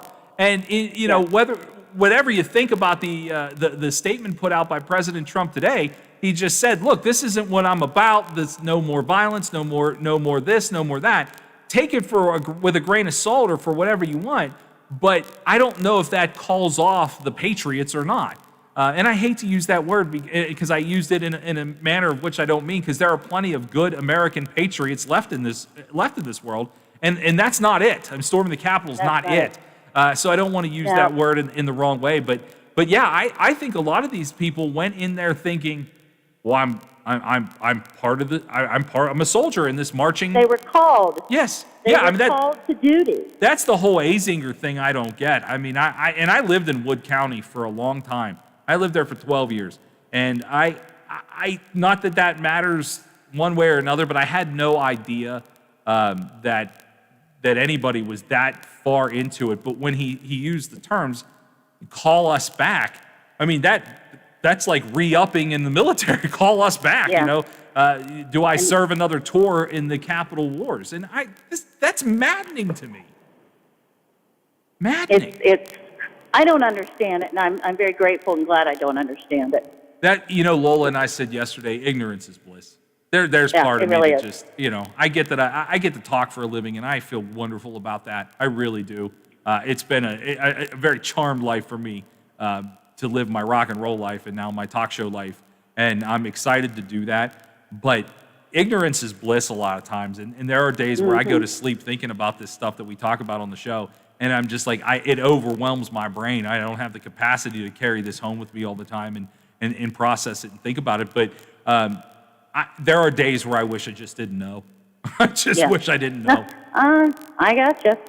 I gotcha. Well, I appreciate you listening to me. Yep, I appreciate it. Hey, look, you're very welcome. Thank you for calling, Paula. You have a great day. You too. Thanks. Bye. Thanks. 304-214-1600 is the phone number if you want to talk about things like Paula does. Hey, you know what? Call. Talk about it. You don't have to agree with me. I don't care if you agree with me. I don't. I respect your opinion as long as it's formulated with facts. Formulated with facts, we'll talk all day. If you want to accuse people of doing things that are ridiculous and you're justifying them, the conversation is not going to last that long. Got another caller? Yep. Yeah. All right, let's go to it. Dan? Hi, Dan. Welcome to the show. Hi, Dan. Are you there? Yeah, I'm here. Hi, Dan. Yeah, I'm here. I can hear you. What's on your mind? I'm 52 years old. I grew up in a housing project, okay? Okay.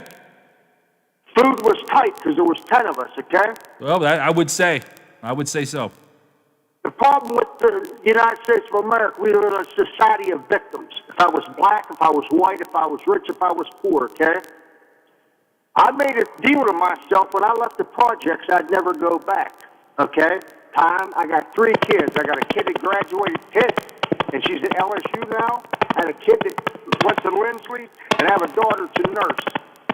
And I told them at a very early age that nothing you'll ever do will ever make me stop loving you, and nothing you'll ever do will outdo what I've done. So if you can't make it on one job, you get 2 jobs, and if you can't get 2 jobs, you get 3 jobs. And people know that I'm not working right now because I was in an accident, but I would work 4 or 5 jobs, not only to support my family, but I gave a lot of money to the community. You know, I feed people on the homeless people. Now, I'm not bragging about myself, but people that are trying to help themselves, I'll make sure they eat, okay? We live in a society of people that really don't care about anyone else but themselves, what they can get for themselves, okay? And as far as this stimulus, this is the biggest joke I've ever seen in my life. You're paying people not to go to work. My daughter goes to LSU, okay? My daughter went to LSU, and she worked 2 days a week. Does that entitle her to $700 a week in unemployment? No. Okay, a lot of things going on here, Dan. Let's break them down in our last couple minutes before the end of the segment because you're making a lot. You're making a lot of points. Let's talk about it. First of all, congratulations, because I grew up in Clairton, Pennsylvania. If you don't know anything about that, Clairton is not the best area. We lived in a house, but I promised myself the same thing. I wanted more out of my life. I went to college. I'm paying off college still, but I'm doing it. I promised myself I was going to follow and anticipate, everything that I wanted out of life and go get it, and I did. So congratulations for getting yourself and putting yourself in that mindset. Also, congratulations for getting, pushing your kids forward and raising, obviously, very productive members of society. And I think people sometimes forget how difficult that is as a parent. So good for you, and congratulations on that. I got another point to make. There's no crime in being poor, just acting poorly. Go ahead. I fed into that mindset when I was younger, and I realized that if you stay in that mindset, you're going to be there the rest of your life. But my grandfather came from Sicily, and he made a nickel and iron, and you know what he called that? He called that opportunity. And he worked his way up, and he worked his way up, and he worked his way up, and then he was like a real high guy at William Pittsburgh Steel. He started out there at 12 years old as a laborer. That's a story a lot of people from mill towns tell. I mean, it's true. The people back then were built differently. They were built differently. And I'm familiar with Clarion, Pennsylvania, because the two things in Clarion, Pennsylvania is Commodore and Colony. Manufactured housing. And that's what I did when I was 25 years old till I was 30 years old. I sold manufactured housing from Clarion, Pennsylvania, and I was quite successful. But if you put yourself in the mindset that it's the government's job to keep you, you're in the wrong. There are people out there that actually need it, and there are people that just abuse the system. Now, the point I'm trying to make is the daughter that goes to LSU that got the stimulus. Yes.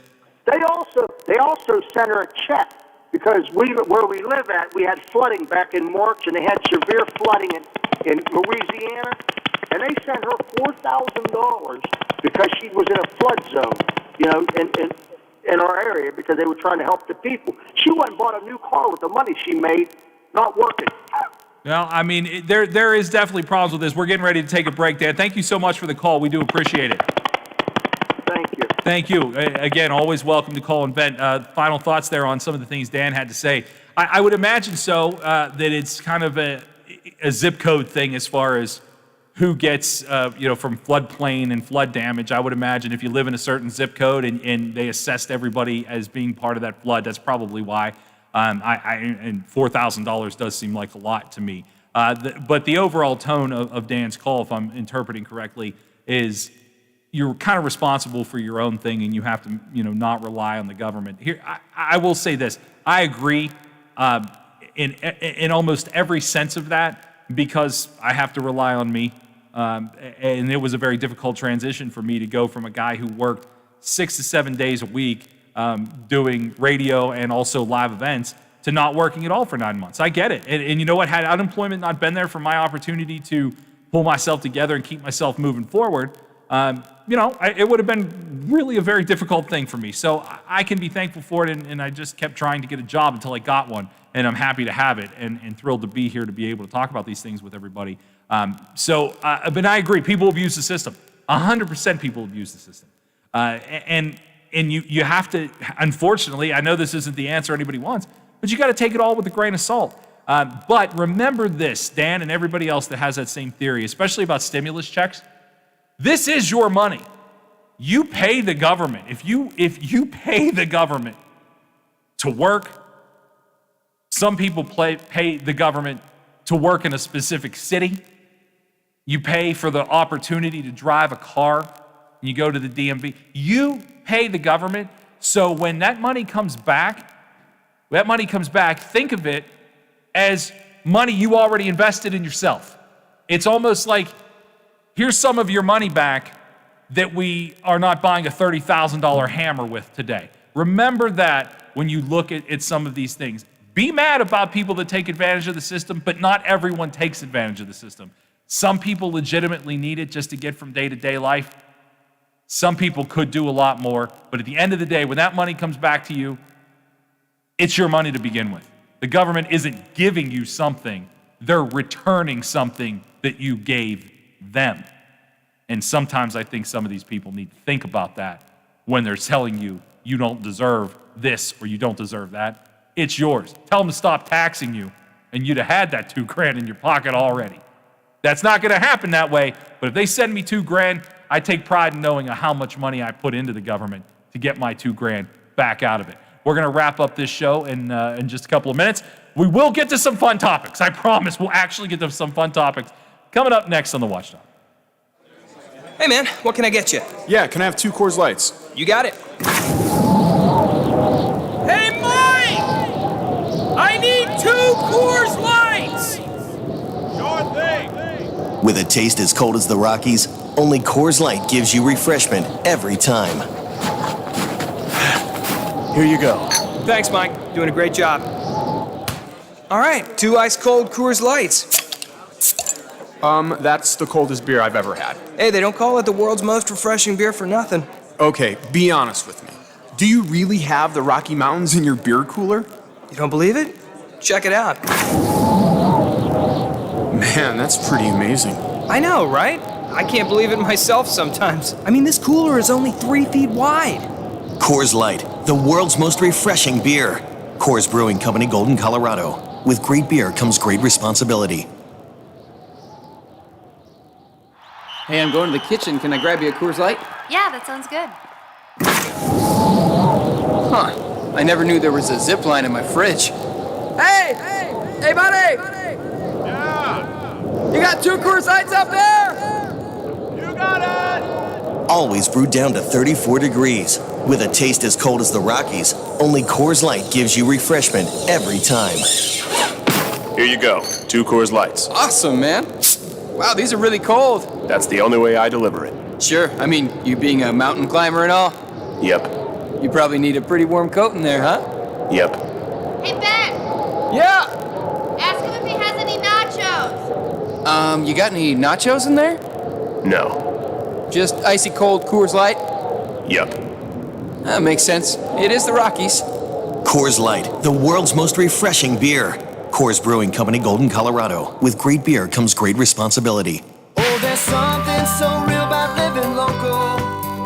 And I know without a doubt I'm not alone. And I love living local. There's nowhere else I'd rather be. Said I love living local. WTRF is working for me. The Ohio Valley is where I love to be. For all of your IT needs, visit OmniPerforms.com. Omni Strategic Technologies, the only IT company that the watchdog trusts. Plumbers and Steam Fitters Local 83 want to thank the owners and contractors of the Ohio Valley for using their locally trained workers to help build for the future. Local 83 helps design, fabricate, and build the gas infrastructure for the oil and gas industry here in the Ohio Valley. Plumbers and Steam Fitters Local 83 is 300 members strong and growing. They also do residential, commercial, and industrial work on both sides of the river. For more information, call Plumbers and Steam Fitters Local 83 at 304-233-4445. Now's a great time to go Toyota for reliability, value, and style. And RAV4 is the #1 selling SUV in America over the last year, with available all-wheel drive in gas or hybrid models. Now get up to $1,000 cash back from Toyota through February 1st. For more offers, shop Toyota's official website for deals. Buyatoyota.com. Then see your Toyota dealer. Go Toyota, and let's go places. CA House Music has all the gear to make your music legendary. With all the best gear, including Fender, Epiphone, Yamaha, and more, CA House will have you rocking in no time. Get the most for your money with everyday low prices. And we meet or beat internet pricing. Play before you buy and let our product specialists help you pick out the instrument that's right for you. CA House Music, supporting local musicians since 1872. Play music for life.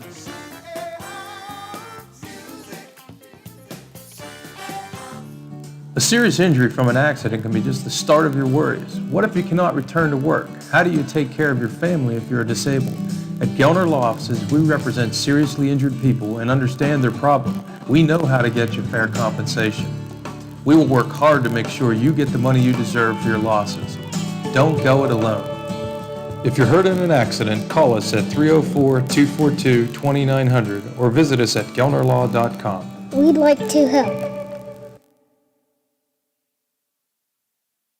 The Metro News Update is brought to you by Thomas Auto Centers, Mall Road, St. Clairsville. Get the best deal at Thomas Auto Centers.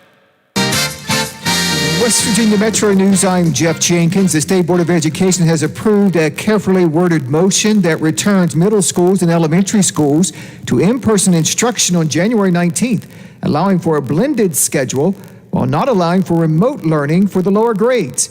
Board President Miller Hall says if the board doesn't do something, West Virginia students will fall further and further behind. We're going to wait till this virus ends. We may never go back to school.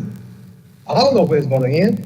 Michelle, you know when it's going to end? You work around every day trying to roll them out. But we don't know when it's going to end. Okay, maybe next week, and then maybe next year, the year after. What are we going to do just so you stay at home?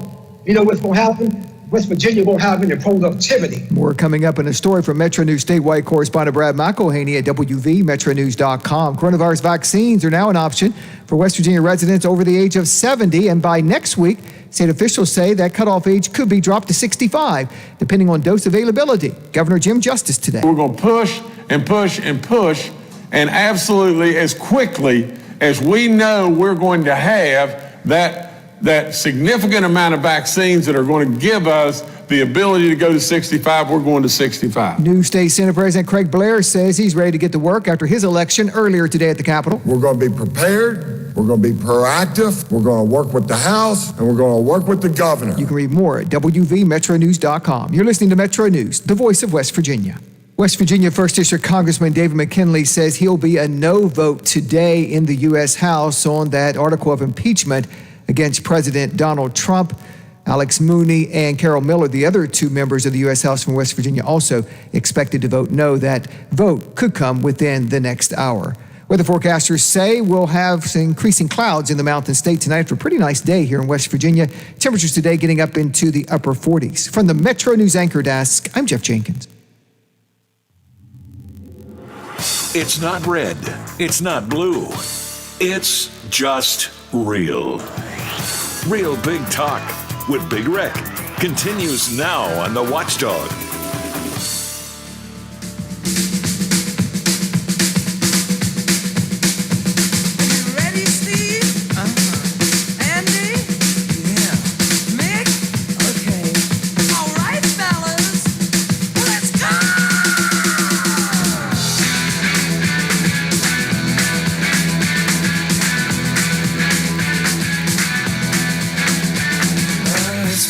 So hard living with the things you do to me.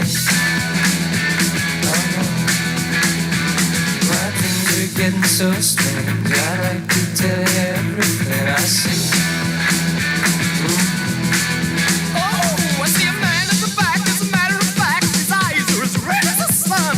And the girl in the corner, let no one ignore her, 'cause she thinks she's the passionate one. Oh, yeah, it's like lightning. Everybody was frightening, but the music was soothing. I could let that one go on forever. The Ballroom Blitz. Sounds great. I know, Lola and I just want to sing for the rest of the show. We won't do that to you guys, though. I'm Big Rick. Lola's spinning the tunes. 4:39, wrapping up the show today. Good stuff today. Callers, good stuff.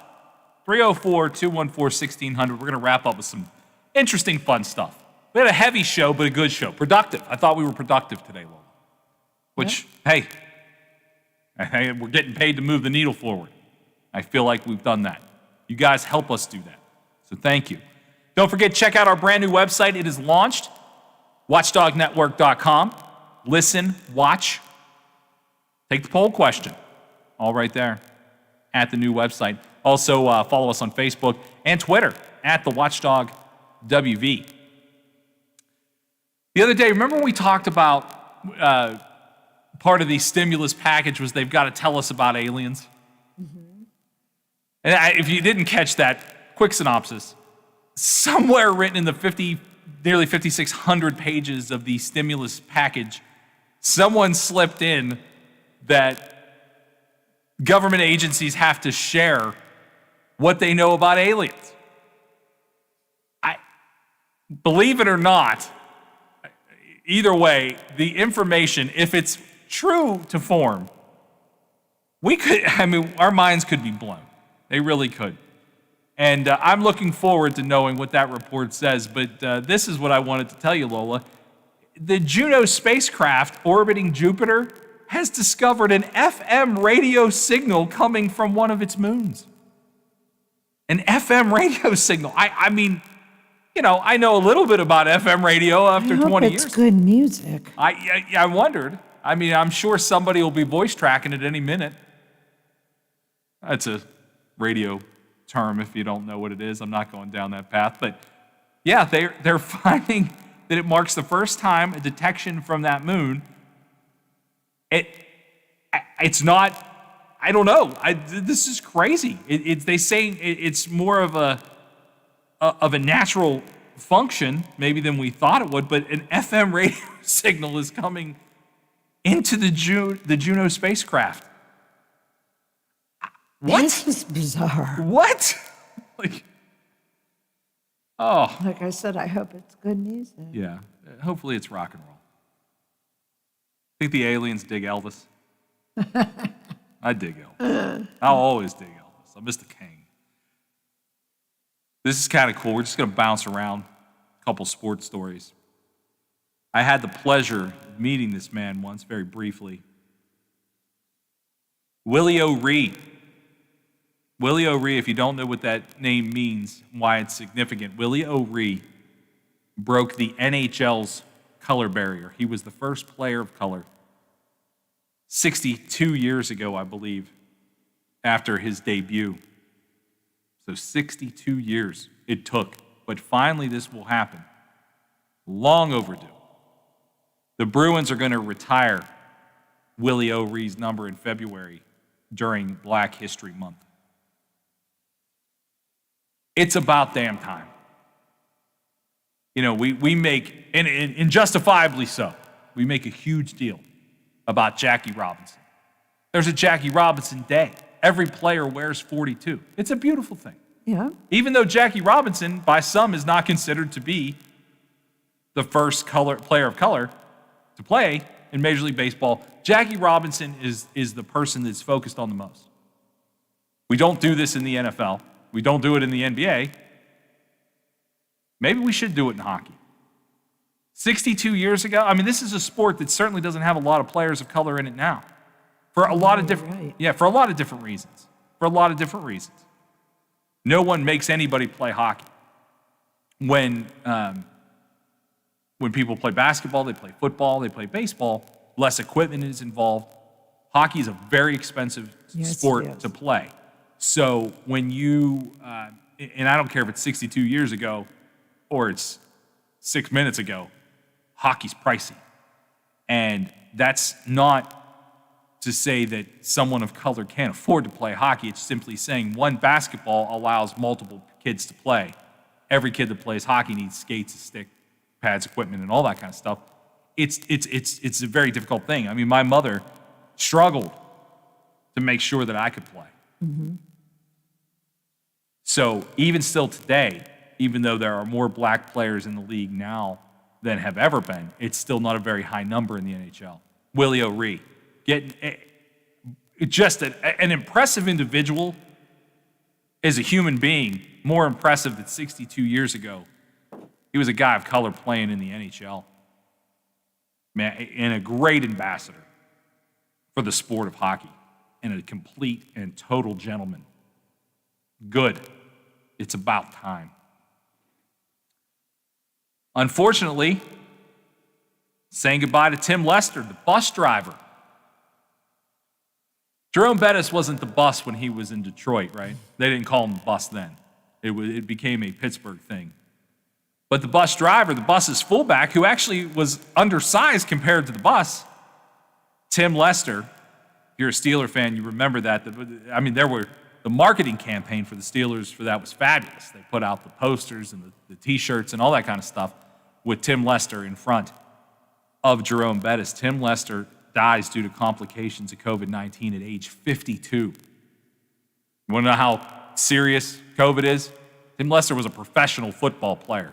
And I can't speak to his health post-football career. But you'd think anybody that was a professional football player probably lifted a lot of weights, did a lot of running, did a lot of things in their life. COVID's serious. Tim Lester, gone at 52. Number 34, if you remember that. The marketing stuff, like I said, was just fantastic.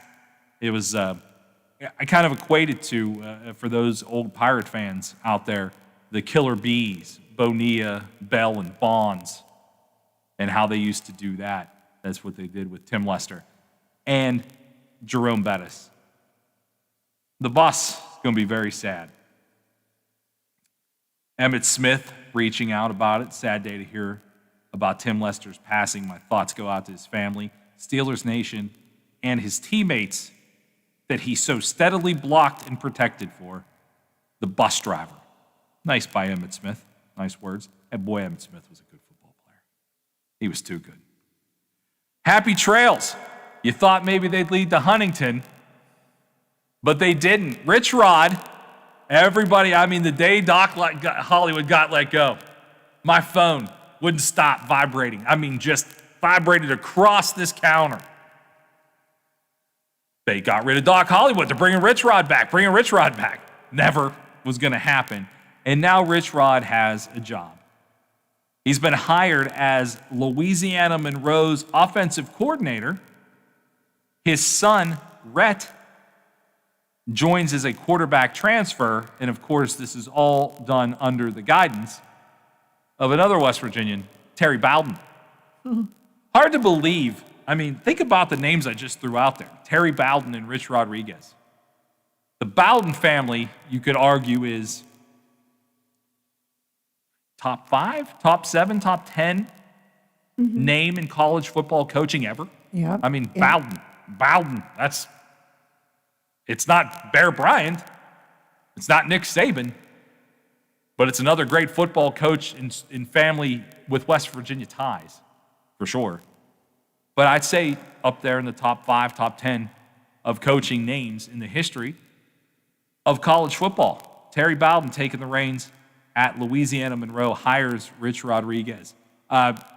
Boy, don't you just want to see a non-conference game between Louisiana Monroe and WVU down the road? Yes. I mean, could you imagine?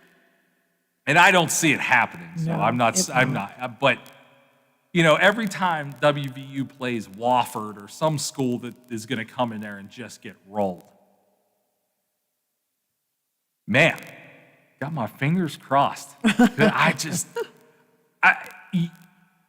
can't even imagine what that would be like. I can't imagine the signs. Could you imagine the signs the fans would be holding in the stands or in the parking lot? Oh, yeah.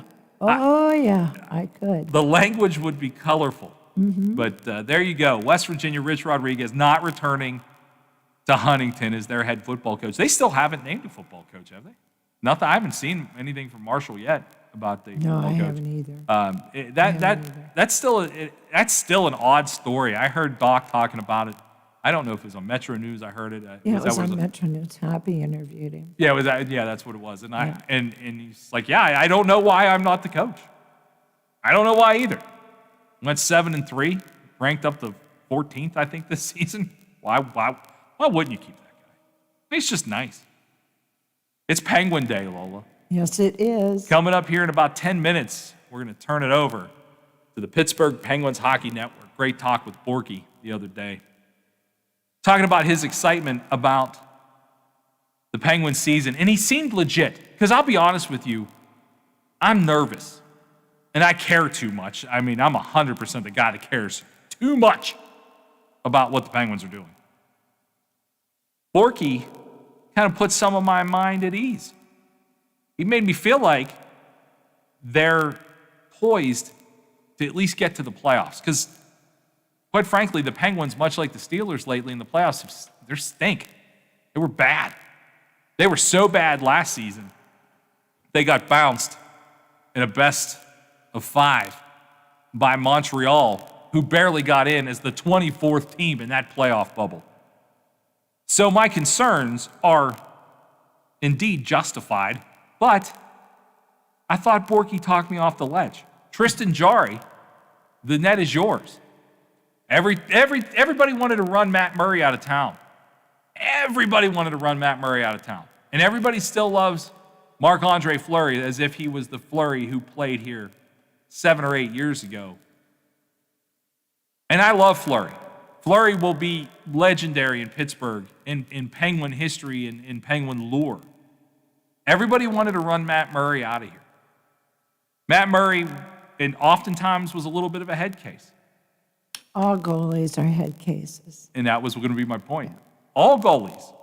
If you choose to be the guy who has to stop the puck with your face, I mean, there are people that can shoot a hockey puck 100 miles an hour, and you're saying to yourself as a young man or woman, there's a lot of girls playing hockey now, I want to be the person that puts on all the pads so people shoot the puck at me. Therein lies your first problem as a head case. You want that. Because I've been hit with a hockey puck, and probably not 100 miles an hour, but certainly hard enough for me to go, I don't want that to happen to me again. I'm missing a chiclet from it. I lost a tooth. I mean, it stinks to get hit with a hockey puck. But everybody wanted to run Matt Murray out of town. Matt Murray. Well, I believe in Tristan Jarry. Now, Tristan Jarry has to believe in himself because he is the netminder of the future, and the future is now for the Pittsburgh Penguins. Sid and Gino, 33 and 34. Letang is 34. So the core is aging. But I don't think they've aged out. I think they're close. I think the window's close to closing. Borky made me feel like the guys that they have around them are the right guys. Made me feel like this team's going to be built on speed. So, of course, when that game starts at 5:30, you'll hear all the action here. When we're done here, we're going to go over to the pregame show, and you'll get real in-depth stuff from the old 2-9er, Josh Getzoff and the gang. But I don't know. I'm cautiously optimistic. I think Jarry could do it. Of course, Jarry was an all-star last season. So coming into this season, even though the end of the season didn't go the way he would hope, and they heavily relied on Murray at the end of the season, I don't know if it was as a courtesy to Murray, because he does have his name etched on the Stanley Cup twice as a real young goaltender. And I hope he finds a whole new pile of success in Ottawa. And the thing with him in Ottawa stinks. So if he comes out and he wins more games than Ottawa's used to winning in the last couple seasons, he's going to look like a great pickup for them. And I hope he does, because Matt Murray is responsible. If you ever celebrated any part of those two magical back-to-back seasons, you celebrated Matt Murray. So wish him luck as their season begins tonight too, I believe, the Ottawa Senators. I was reading Pat McAfee, another West Virginia tie, of course, from Plumboro, PA, went to WVU, was an outstanding punter, went to the pros, and now he is a social media icon. Pat McAfee is beloved. He started out with, getting involved with the Barstool Sports thing, had a falling out with them. Now he's doing his own thing, and it's not as successful as Barstool, but you're not going to get it. I mean, Barstool's just an animal. I mean, you can't argue. According to Pat McAfee, Sidney Crosby is going to beat the bleep out of Philadelphia tonight. If Sid comes out and pops a couple quick ones and has a great game, all's right with the world. If he doesn't, oh man, I'm going to get real nervous about that. Lowell, do you Netflix? Are you a Netflix person? Oh, absolutely. I have it. I don't use it to its full potential. I will be the first one to admit I go back and watch the same things over and over again. Well, you know where Hulu's killing it? To go to sleep at night, I watch Seinfeld or The Golden Girls when I fall asleep. I must have watched both those series through a dozen times in this pandemic. And I never really used Netflix to watch new things that I could learn about. We were talking about yesterday, you and I think it was off air, we talked about The Social Dilemma. Yeah. I need to go back and I watched it. I need to go back and rewatch it because there's a lot of information there. And certainly now more than ever with all the things that are happening in the government and who's getting shut down on Twitter and all that, it's worth a watch if you haven't watched it. But Netflix is going to have a lot of things that you can watch. I mean, Netflix is 193 million subscribers. And they just raised the price again. Well, I mean, I think they raised the price because they are going to release 71 new titles this year, from musicals to action movies, romantic comedies, family, animation, all kinds of stuff. I mean, some of the biggest names in movies are going to be a part of this year's Netflix lineup. The Rock, Dwayne Johnson, Melissa McCarthy, Halle Berry, Jason Momoa, Amy Adams, Ryan Reynolds, Chris Hemsworth, all going to be part of some of the films that are going to be released straight to Netflix. A big, high-budget film called Red Noticed. Gal Gadot's in that one. It's going to be big. This is a weird time, obviously. I mean, I'm actually so sick of saying that. We're always going to be saying it until the foreseeable future. But watching big budget movies that you'd go see at the movies at home, are you into that? I'm not. No, because I tend not to watch movies. I do old movies because they're only like an hour and 20 minutes. You know, you put it on, but to sit for 2.5 hours, 3 hours to watch something, generally I don't do it.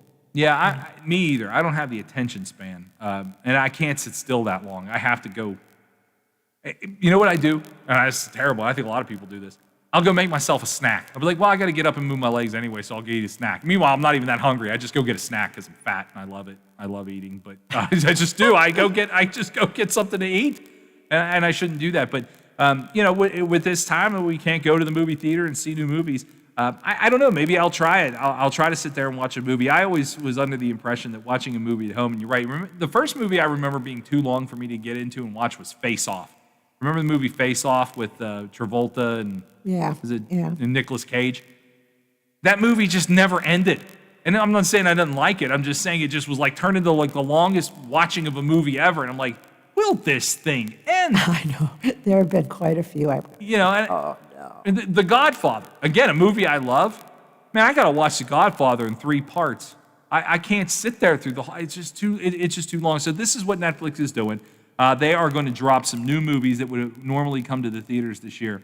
And that's why the subscription went up. And I would have to say, if you're a movie person, and I'm not the guy who just indulges in movies over and over and over again, I would say it's probably worth whatever whatever they're pushing the prices. Now, I didn't notice what my, what the subscription went up to. $13.99.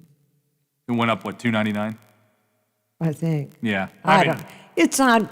It gets billed to one of my credit cards. Yeah, that's what I mean. And I don't necessarily, I'm terrible at it, but I don't necessarily pay attention. Yeah, and as our kind of our final thought here, just kind of playing off that, I'm glad you said that because it reminded me yesterday. Make sure you're checking your bank accounts right now or your cards or whatever you have set up for auto pay. Yesterday, the NHL Network charged me $90.16 to have the NHL Network, which I bought last year when I lived in Florida because I could watch the Penguins because I lived in Florida. Well, you can't use it in the market, and of course, Wheeling, Pittsburgh, we're all in the market. You have to remember to unsubscribe. Yeah, so I didn't do that because I just let the subscribe, paid for it last year in one lump sum, and I let it run out. And then yesterday I looked, and I had a $90 charge on my card, and I was like, wait a minute, I didn't do this. I must have just hit auto subscribe every year, and that was what I did. I don't even know that you have to hit anything. They just do it. You better read it because I get the radio feed from Detroit, and it was like, I don't know, one price because of the abbreviated season last year. They cut it in half. I got a credit. So I'm assuming because it's an abbreviated season this year, I damn well better not get billed anything. Yeah, because I still have a credit. Yeah, it was less money that I paid last year, but yet money that they just took on their own. So that was that's where I got with that. So we'll finish up today's show with that. Thank you so much for the calls. We do appreciate them. We'll be back tomorrow with probably a lot of new information about the same old topics, but we will dive into it, break it down. Let's go, Pens. Coming up next on The Watchdog. The Watchdog is FM 98.1, AM 1600.